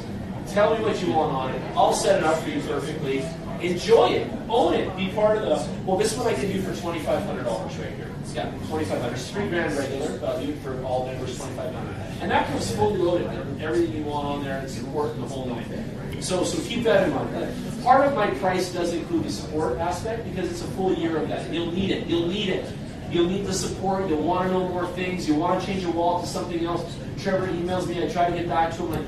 You're going to want to do things. And some of it you'll find out yourself, just say, and other things I'll help you with too. And that's just how the union ends up working. But yeah, it's a great experience. I think, like yourself, mining, and this guy, like it's holding up the systems. We're actually doing the decentralized, pathways and holding up the system together. So that's a big deal. I think it's a bigger deal than most people understand. Yes, for the people watching at home, this looks like a computer. Yes, some of you guys think you can build this yourself. Yes, you think that it's just that easy. Go ahead and try. Do all your magic. You'll realize that it's not that easy. And thirdly, you need to know what is the best software to put on here. And there's a lot of crap out there, and they'll just fog it out and bog it down. And he's already gone through that and come see me and so on. So keep that in mind. If you want a nice, clean operation, that's how we do things. And even tonight, if you just want a different app or you had some questions about something else, please understand that I'm a very deep resource on things. I may not broadcast that here that much to you guys, very summarized. But if there's any concerns of any kind, you can always talk to me about any of the topics, and I can help you guys with that too. Great question. This bad boy's about, I think, about $4 a week at max. Something like that. What do you say? Yeah, there you go. Not even $4 a week. That would have been $16 a month. How long would it take me to mine an entire Bitcoin? Oh, an entire Bitcoin would take forever. With this machine, you bet it will. Yeah. Well, what we suggest, and I'll tell you why, is we suggest mining other coins that are ease of mining and then also ease of conversion to Bitcoin. That's the secret. So what we're doing is, let's say we only example, but we'll mine for SafeCoin with this bad boy, and we'll get you a whole bunch of SafeCoins, and then you sell those for Bitcoin on the exchange, and you get Bitcoin back in thing. Go ahead, Kev. Well, like the pool we're in, right? We mine for Bitcoin. It doesn't matter what we mine for, they pay us Bitcoin. Yeah, so there's another way to do it too. So you're giving your computer's power to the internet, to the web, and the web will pay you a commission in Bitcoin for allowing that hash power to be generated here. Yeah. And one more thing too, this is not a machine that you send to Michael's operation. This is not what he takes in his place. This is for you. This is your home hobbyist mining machine. This replaces the computer that you bought at Best Buy for $2,000 that only does computing and spreadsheets. This replaces the bread box. This is this guy right here. So keep that in mind. But one of these doesn't pay the mortgage at all. It does not. It just chips away at making you money on mining. Okay. 10 of these, yeah, now we're paying the mortgage. We've got enough of an income coming in. Go ahead. Tell us about the return on investment on one of those, and then the gravy after that. So 2 things. I split the purchase in half. Okay, so I'm buying this as, again, about how I do things. So I take the cost of this thing and I split it into 2 parts. Half of it is for the computing, the spreadsheets, and the aspect that I'm going to buy it for as a computer. The other half is the mining side. So then I work on the ROI on that other half of the purchase. And I can pay off the ROI side of this thing in mining in probably about 6 months. So that part of the equation gets paid off, and it becomes a no-cost situation at that point. Okay? The other half, everyone has to have a computer. We all do. Like, it's a laptop or whatever machine in our home office. So that other half of it is still there as far as function. That's how I feel about it. But the other half of the ROI that I pay off, that can happen in 6 months. And the machine can do 3 things at once. So it's not like when we first started doing mining and in this kind of GPU setup, we were limited to one aspect and one thing only. Now we're triple layering this. So you can do a few things at once with this guy, and that also makes it very lucrative. And then so you've got a few different packets of income coming in. So let me give you an example of one thing. On here we could install a wallet, which you've seen them before, a PC-based wallet. And with that wallet, we can put coins into that wallet, example, and then that wallet does a mechanism of staking. And while it holds those 3,000 coins in deposit for you against the system in staking mode, you get 10 coins every hour. So your 3,000 is held there in deposit, kind of like a layaway, and for doing that, you get 10 coins every hour, and that can be very lucrative, and that can be very profitable. And again, what's the cost of that? Just leaving it on. It's not even mining. It's barely using any energy at all. It's in fact way different than mining energy, if you will, because when it does mining, it spools up and takes a lot of electricity out of the wall. But while it's doing the wallets and just doing the staking, it's nothing. It's minuscule, and it's lovely. And here's another kicker. Ready for this, Michelle? So you can actually have 15 wallets open on here. 15. And they can all be staking from 15 different coins if that's the mechanism. And they will all run at the same time. And they will all do the job. And then you can still watch Netflix at home and all your favorite stuff because it will not tax your internet feed at all either. So that's the miracle of it all too. So you've got a massive amount of potential here. You can do multiple things, and you're not going to sap a ton of electricity nor a ton of internet. So it's actually really frugal and lucrative as far as I feel about it. Yeah, go ahead. How much noise does it make? Right now it makes this much, nothing. This type of machine, again, home hobbyist, you don't want a lot of noise. No one does. You don't want the hairdryer or the vacuum sound, right? The other machines that Michael and I, he's got them in the factory there in the warehouse. I also sell them. You've been in my place, you've seen that Litecoin one. That's a commercial machine. So there's a commercial and then a home hobbyist, you know, that kind of thing. Even my 6 GPU unit that's on my custom frame and all that, some of you have seen that, Kevin's seen it once. That one hardly makes any noise as well. Very quiet. Yeah, super quiet. But the guy over here, this one in the picture, it's on the tables, that box, that thing makes a ton of noise. And that has three speeds to it, so it's on a high speed when it's really hot.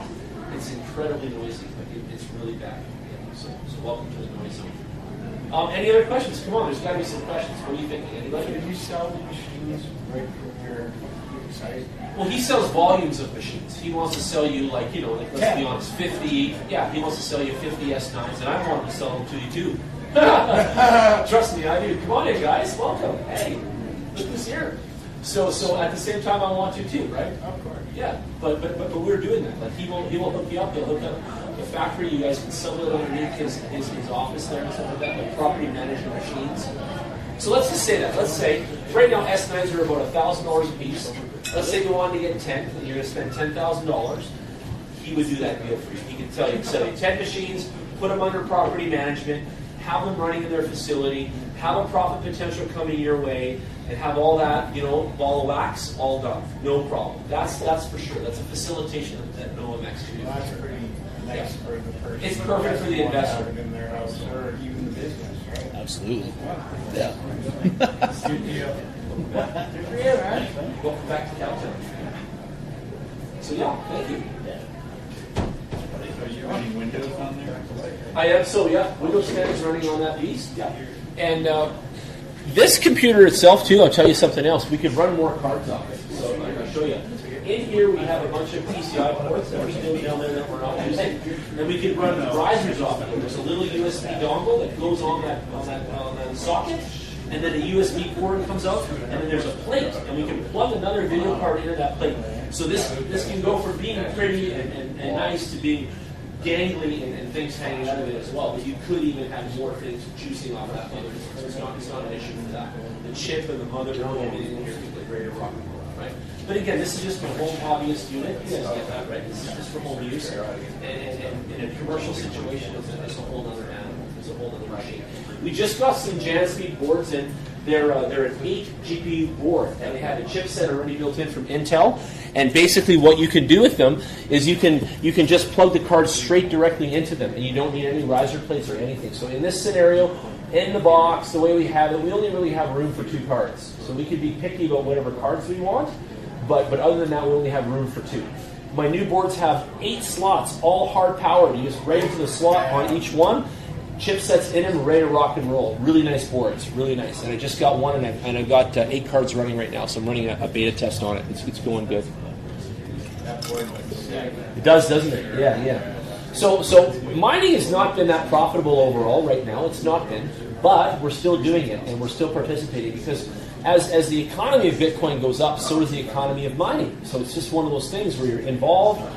You're just kind of chipping away at it. Another thing that people don't realize, and Ross was really good at explaining this to me, is that let's just say right now I'm mining, and my computer there is giving me this much Bitcoin, whatever that is. Let's just say it's $50 of Canadian Bitcoin right now in my hands today. Well, that Bitcoin is going up. That $50 that we got today from mining, just as an example, is going to grow. It's going to rise. It's like dough. It's like bread. It's going to grow right in front of our eyes and expand. So don't ever look per se at what you're getting today, because Michael's learned that big time with all of his machines working in mass. You imagine what's coming in, and then you look at that to extrapolate. That's the goal in all this, is that you want to accumulate as much coin as possible, and then those values are growing, and keep that in mind. There's a math there that I like. We don't have a spreadsheet still to figure that out because we can't forecast the future on the value going up, but we know it's going, and we feel it and see it and so on. But eventually we'll be able to have something in place to be able to forecast that. But But that's the key, is that you're taking an income now, a certain value, and then that value is expanding and growing. And that's kind of the upside of why I do it. Why do I still do mining and stuff like that? And even knowing that I'm not getting that much, it's just evident, is because I know that the growth of what I'm accumulating is still a factor in the purpose of the mission. And that's what I'm holding out for, is the future growth of it. Does that make sense to you, Michelle? Big time? Okay. Ross, are you ready? You got sushi in your mouth? You want to come talk about the magazine a bit? Sure. Come on up here, Ross. Ross has been killing it with the magazine lately. He's been breaking down doors in Toronto and all kinds of places, so I'm sure he's got some stories for us. Come on in. Hut 8, yeah. Thanks. Well, we're doing a Hut 8. You can talk about that. Should I put that up here?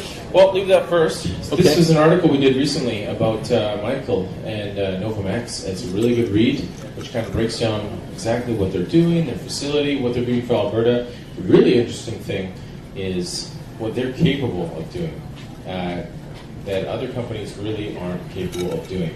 Michael and his partner Peter have a really strong background in oil and gas and in facilities management, and we know about mining, we know about cryptocurrency, but when you walk into a facility and you are able to look at it, at the capabilities, the infrastructure, how it needs to be built, that's where their strength comes in. So, and what's on top of that, what's really interesting is that other provinces in Canada do not support mining like Alberta does. So this is really perfect, seeing what these guys are doing for Alberta.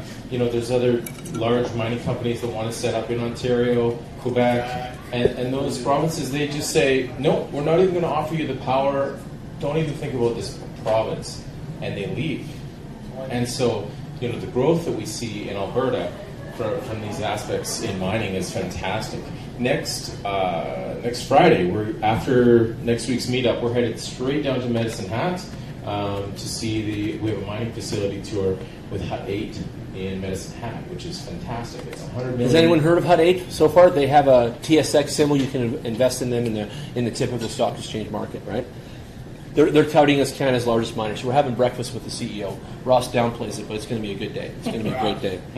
Yeah. So, when that Bitcoin was moving to Quebec, right? Where ended up, we've been putting their plant in New York. New York buys Quebec hydropower at a discount. I know it's stupid. The power game. You could have had that all that money instead. They're getting what they want anyways at a discount. I know, right? I know. It's interesting seeing, the opportunity that Hut 8 has taken in Alberta. They're set up here. Look at that picture. Freeze that right there. They're set up. They put all this infrastructure in, and I think it was Michael that mentioned this. Looks like a tiny home park with solar panels hanging off all the homes. It's fantastic. You have a combination of solar. It does, though. And on-grid power that they're tying into these mining facilities. But tiny home, Paul. If anything changes, if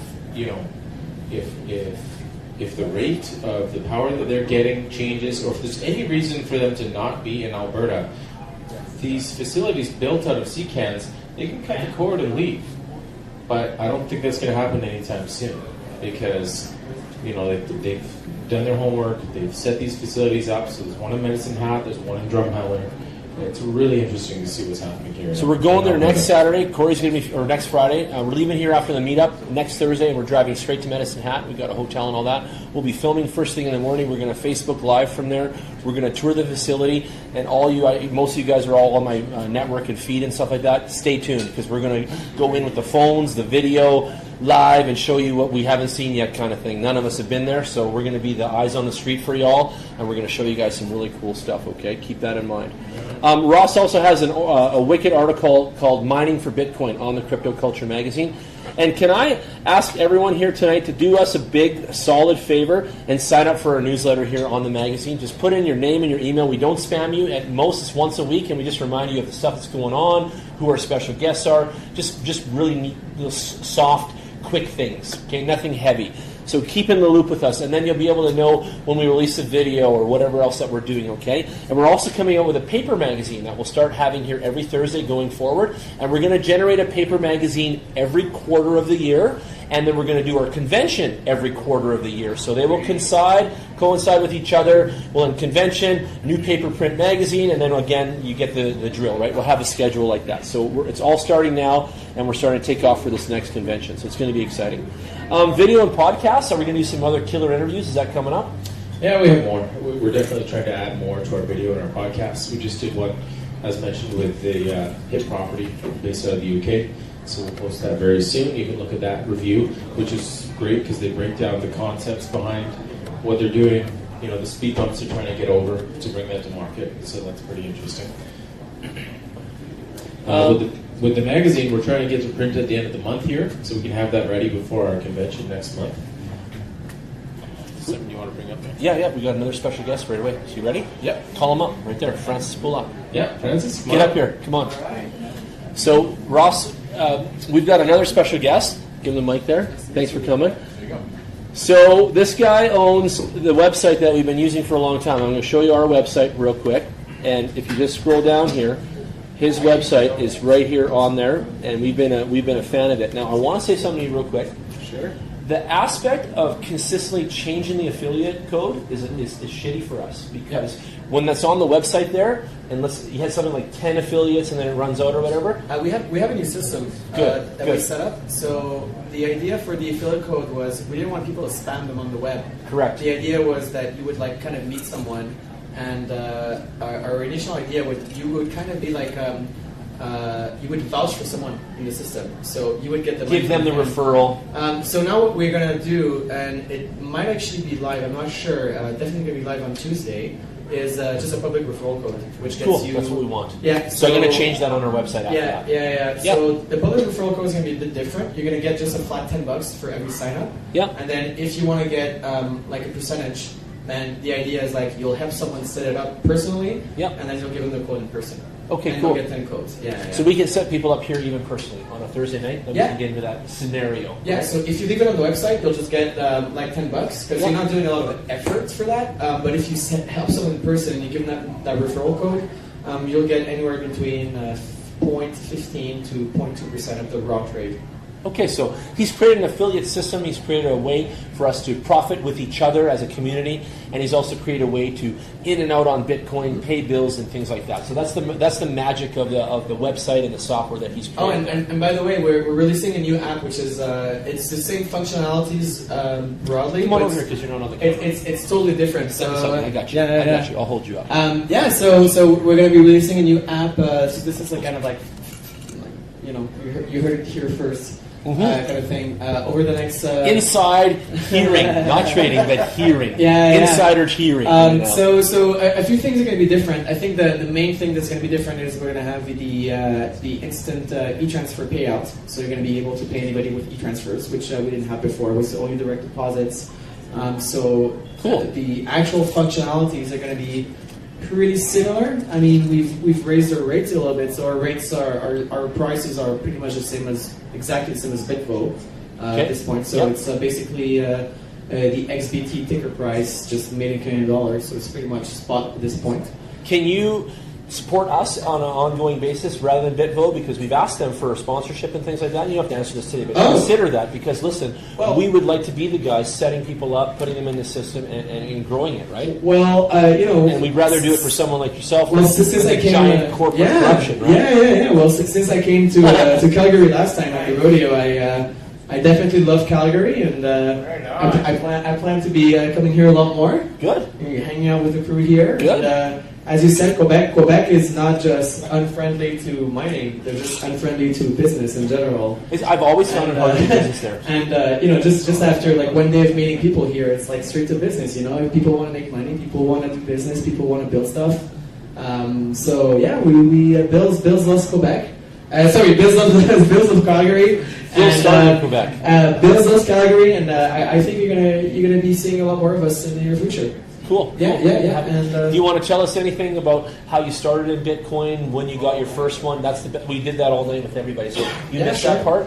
But just tell everybody when you bought your first Bitcoin, how much it was, and what bit you with the bug, because we all shared our bug tonight. Yeah, well, I was an economist back then, and I was working on some for Free Market Research Institute essentially writing criticisms and analysis of government policies for private research group. And some of the Bitcoiners in Quebec, they really liked the libertarian free market analysis that we were putting out. And they were like, oh, you should really look into Bitcoin. Like, we read your stuff on economics, you should look into Bitcoin. And they actually convinced our research institutes to do 2 papers on Bitcoin. So we wrote a analysis and a plea to the government not to regulate Bitcoin in 2013. So that was kind of early. That's 5 years ago, yeah. Yeah. Wow, and I was one of the researchers on the paper. And as soon as I started to research Bitcoin, I just stopped working. Did you buy some at some point there? What happened there? Yeah. It was Well, within the research of the paper for university, did you buy Bitcoin? Was that the influence there? Yeah, for sure. So it wasn't really easy to buy at that point.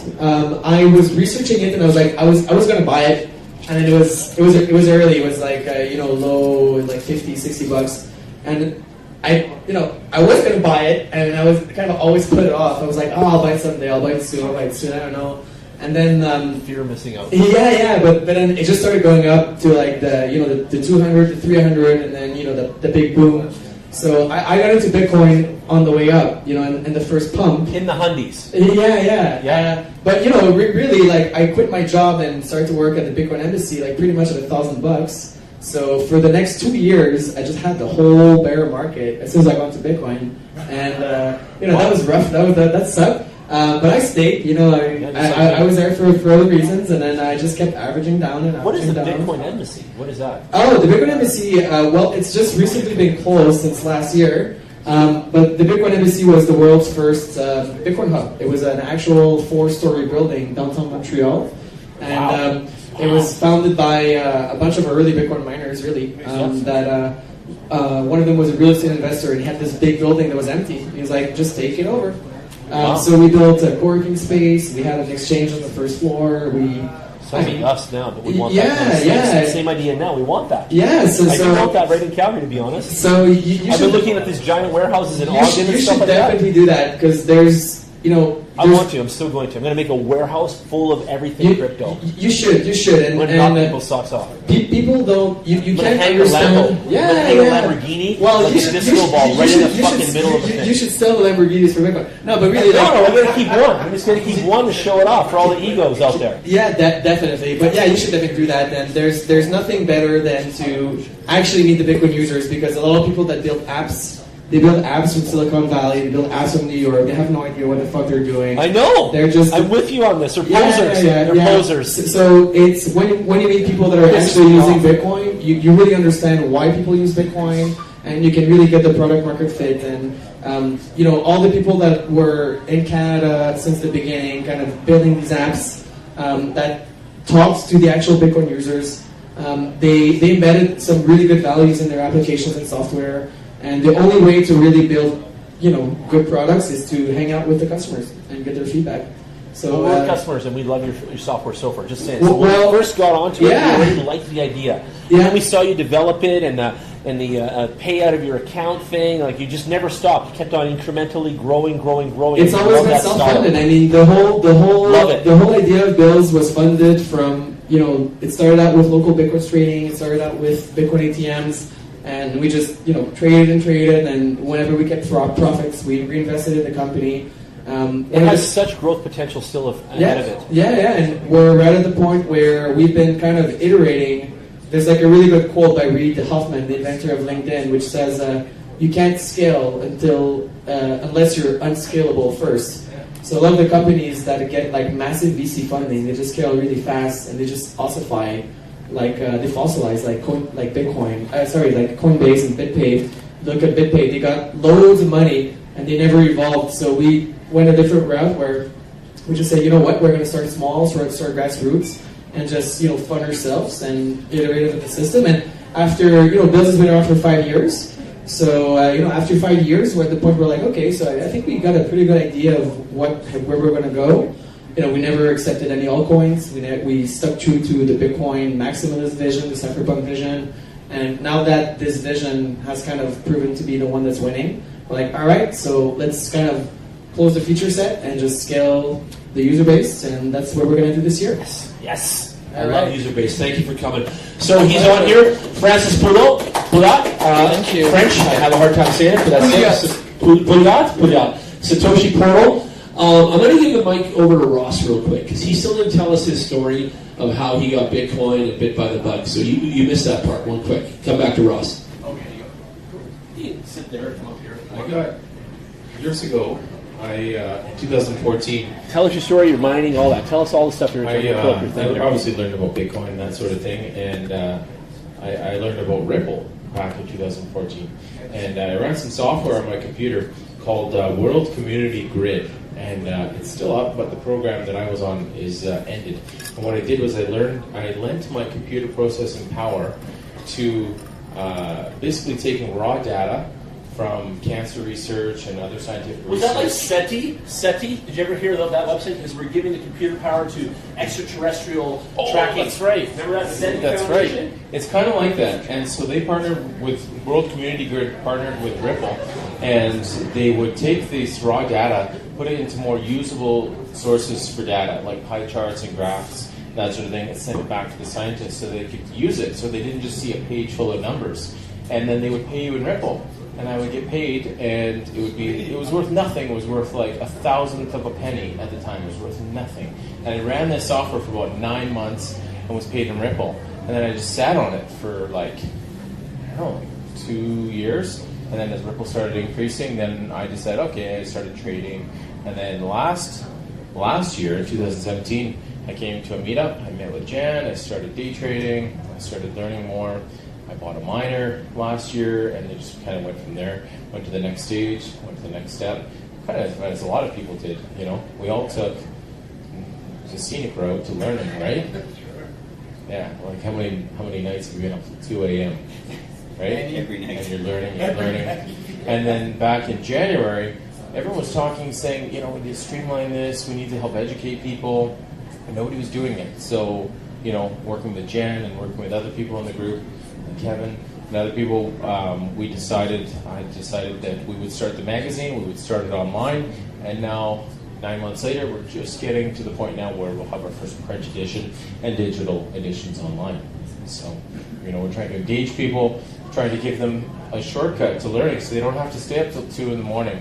We're just at the point now where we're releasing what we can kind of, you know, dumb down to the simplest way to learn about crypto, like one page. You know, how many times have you tried to tell someone about Bitcoin and you lost it? Or this happens to me, I'm trying to tell my cousin, or I'm trying to tell someone else, and about 10 minutes into the conversation, they start yawning. They're like, or they're like, I'm done. They're like, I can't learn anymore. So, you know, we think we're effective in telling people how to learn about crypto, you know, with the magazine and a downloadable document that we'll have. We're trying to simplify that. We're trying to, you know, if you're talking to someone, they want to learn about it, just say, you know what, go to cryptoculturemagazine.com, download their one-page guide. That's the first thing that you can do. And then, you know, you can save yourself a few minutes. You can make it simpler for the person that needs to learn about it. So that's kind of the goal that we're trying to take. And then aside from that, you know, partnering with other companies like Michael Anger from Novamax and other companies that are local and Canadian, we're trying to bring these companies through to people as well so that we can streamline that process as well. If you want to learn about local companies, if you want to invest with them, or even just, you know, keep up with the news, that's basically what we're doing. So that's how I got into crypto. I'll pass things back to Jen.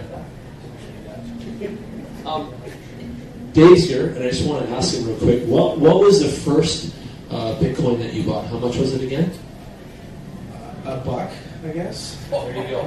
How many else in the room here bought Bitcoin in $1? Anybody? I knew it. I knew it. Yeah, And Dave is the biggest Bitcoin maximalist in our city. And he really is the guy. For now. I mean, Francis is a bigger Bitcoin maximalist. Okay, well, we got two of the big bears in the He house. doesn't even like Litecoin. He doesn't like anything. I don't blame him. I don't blame you. I don't blame you. It's all shit, right?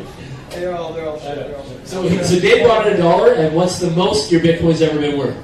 I don't know, 25,000. There you go. There you go. So how's that for profit potential? How's that? Like, I always wonder what it's like to be him, to live inside the money for a second. Because we all live inside our paychecks, our money, and all that. We all do. We all do. And he's lived inside Bitcoin from $1 to $25,000. Unreal. What does that feel like? I sold most of it at like $30. Wow. Made 30 times his money and then he ran like a donkey now, eh? Poor guy. Poor guy. You'd be stupid not to sell when you're 30x. Right? Oh, I know. 30x is a dream. It's a dream. Honest to God, it is, though. I know. So in hindsight now, though, what would you tell all the noobs here tonight? Don't sell. There you go. There you go, everybody. Stack it till it gets bigger than you can imagine, and don't sell that sucker, okay? So just imagine again tonight, we're at 6,500 US, and let's say Bitcoin really does go to $100,000. How many of us are really realizing that potential right now? He is, and so is Francois. These two men right there, and the other guy that was sitting here, Michael, the three amigos right there, are truly realizing it more than myself, more than Corey, more than you. They really are. These guys are like deep in with the hip waders, you know what I mean? Not deep styles. I'm not even there yet. And I give them a lot of credit and a lot of love because going back to when Bitcoin was $1, I think that's almost around that time where that guy sent 10,000 of them or something for a pizza. Like it was that retarded zone of no one knew what the hell they had. You know what I mean? And look at the web, look at the internet, look at technology. So many of us don't really realize what we have, how powerful it is. Did anybody think that Amazon was going to take over? I asked people at Quiz, do you know about Amazon? Yeah. Do you know? Do you? Do you? Do you? Do you? Do you? Do you? Do you? Do you? Do you? Do you? It's always yes. Now I'll go, do you know about Bitcoin? And here we do. But if it's a regular birthday party that I go to with my girlfriend and there's 12 of us there at the keg and we're all, what do you do? What's your job? Well, I got 2 kids, that night. I'm like, so you know Bitcoin? No. I could ask everybody there about Amazon. It's all yeses. I'll ask about Bitcoin. It's all no's. Do you know that? I go out and there's everyone completely 12 out of 12 no Bitcoin. 0. Still right now. So to that tweet on Twitter that said everybody knew about it and it's over, fuck that guy. Because I live real life and I asked 12 out of 12 people and they still don't have it. Okay? So keep that in mind, alright? We're not there yet. We're still in the parking lot. We haven't even got on the trail, on the hill, on the mountain yet. Right? Dave bought it at $1. How far back in the parking lot was that? You know what I mean? Like we're still so infancy in the whole damn thing. So, amazing times. But anyway, we want to enable you. We do this every Thursday. Why? I come out here every Thursday with my broskies, and this is busier, less, whatever, we don't care. The point is to help you all. Some of you are watching on Facebook, some of you are watching the videos later on YouTube, some of you listen to the podcast later right next to Joe Rogan and Elon Musk smoking weed. Whatever you're listening to, whatever you're doing, we're here to help you. That is the bottom line. I want you guys to do it properly. I want you guys to prosper. I want you to buy at $1 and sell for 30. I want that to happen to you, okay? And if that's your dream and 30x on your money in your life or your recipe and how you do your money, I don't care. I just want to help you. I just want to be the guy that looks at what you're doing and goes, you know what? Maybe tweak it here, maybe turn it there, and look at you now. And you can just be a superstar inside the space of crypto or whatever that is, right? So crypto is my passion, Bitcoin maximalist myself, but I do dabble in the other coins, and it does make the other guys on my team a little, leery, we'll call it for a minute, because they don't quite see it like I do. But can I tell you how I see it for a minute? I see it as one big giant window. I see it as one giant big opportunity. I see a bunch of brands cycling within that opportunity. And I'm a brand man. I own BrandWorks Agency. I'm used to brands coming and going. I'm used to brands being in fashion and then being out. I'm used to brands occupying their lives. There's some people that will swear by Tide or Crest or whatever the hell. They only get their car done at Mr. Lube, for God's sakes, because the dealership screwed them. There's so many people that are brand specific, sensitive, and entrusting, it's not even funny. So welcome to crypto, welcome to all those brands. Pick yours, pick your poison, enjoy the ride, and have fun. I'm on the Bitcoin. I love it. I'm with those boys where I think that Bitcoin is the one. But I had an hour-and-a-half long debate today from United Kingdom to Calgary, or I was in Calgary to America, and the one lady said that Bitcoin is the, what was it again? The MySpace of crypto. It's the MySpace of crypto, and she wouldn't let that go. She was hammering it home hard. And Tom Draper or Tim Draper was like battling her from America. It's a wicked, wicked debate. It's an hour and a half long. You should all watch it if you got some time to kill. But does anyone think that Bitcoin's the MySpace of crypto right now? Anyone? Okay, good. Thank you. Good. Save you an hour and a half. Corey was ready to punch the TV today. Ignore the Lightning Network. Oh, they did. They ignored all the good stuff. Too slow. In only 7 seconds. It's like, oh. We haven't watched a serious debate on Bitcoin. I'll pull it up on YouTube so you guys can write it down. Turn it off like your baseball bat your TV. I think it was Bitcoin is here to stay. I think the video is called Bitcoin is here to stay. Yeah. Yeah? Bitcoin is more than a bubble. There it is. Bitcoin is more than a bubble and here to stay. This is the video. Write it down real quick for yourselves and then go later and watch this puppy, okay? It's a 2-hour debate and I think you're going to really enjoy it, to be honest. And it's by the Intelligence Squared Company. And they're kind of like the TED Talks of debates. And they got irate. They were hissing and pissing. They were getting a little squirrely on the show. So it was interesting to watch. But one of the things that I just want everyone to really understand is that we're into something new. And when you're new, when you're the new kid on the block, when you're the underdog, when you're the risk taker, when you're the startup, when you're the thing that everybody's against, it's exciting. It's exciting, okay? And keep your feet on the ground, hold your backbone, and just believe in your convictions and believe in the future. And there's tons of people that would eat their words right now and wish they invented or even invested in like the point of sale machine. I'm going to hold this out, but we paid for pizza and everything with cash. And then all of a sudden they brought that little machine to the table or whatever at the front till. And we're like, what the hell is that? Oh, that's you put your credit card in there now. It's like, yeah, just type in your thing. It's like, what? We can do that? That was amazing. And then the little receipt came off and we signed for the pizza. Date night was over with Michelle. We're off to the races, right? First time. We were all there at the restaurant in our lives when we saw that happen. Canada is behind the times in a lot of things. Choices, retail, brands. Like you go to China, you go to Croatia, you go to Poland, you go to Italy. They have so much more than us. They're advanced. You go to Denmark, you can buy coffees and everything with crypto. They have the point of sale. You just walk up, tap it with your phone, boom, done. We're light years behind them. I don't know why. Maybe it's because we're controlled. We have great banking systems. But keep in mind, be open-minded and understand that if this is on its way for you, and the future's with you, and be inside now. Like you guys all have the right mentality and the right idea of getting involved early and understanding what's going on in the space. Okay, I'm going to wrap things up. Is there anything else you guys want to talk about? Any other questions before I shut her down and we just get back to networking and mingling? Yes? No? We're all good? All right. Thanks for a great Thursday, everybody. We'll see you guys next week, and we'll talk to you soon. Thank you.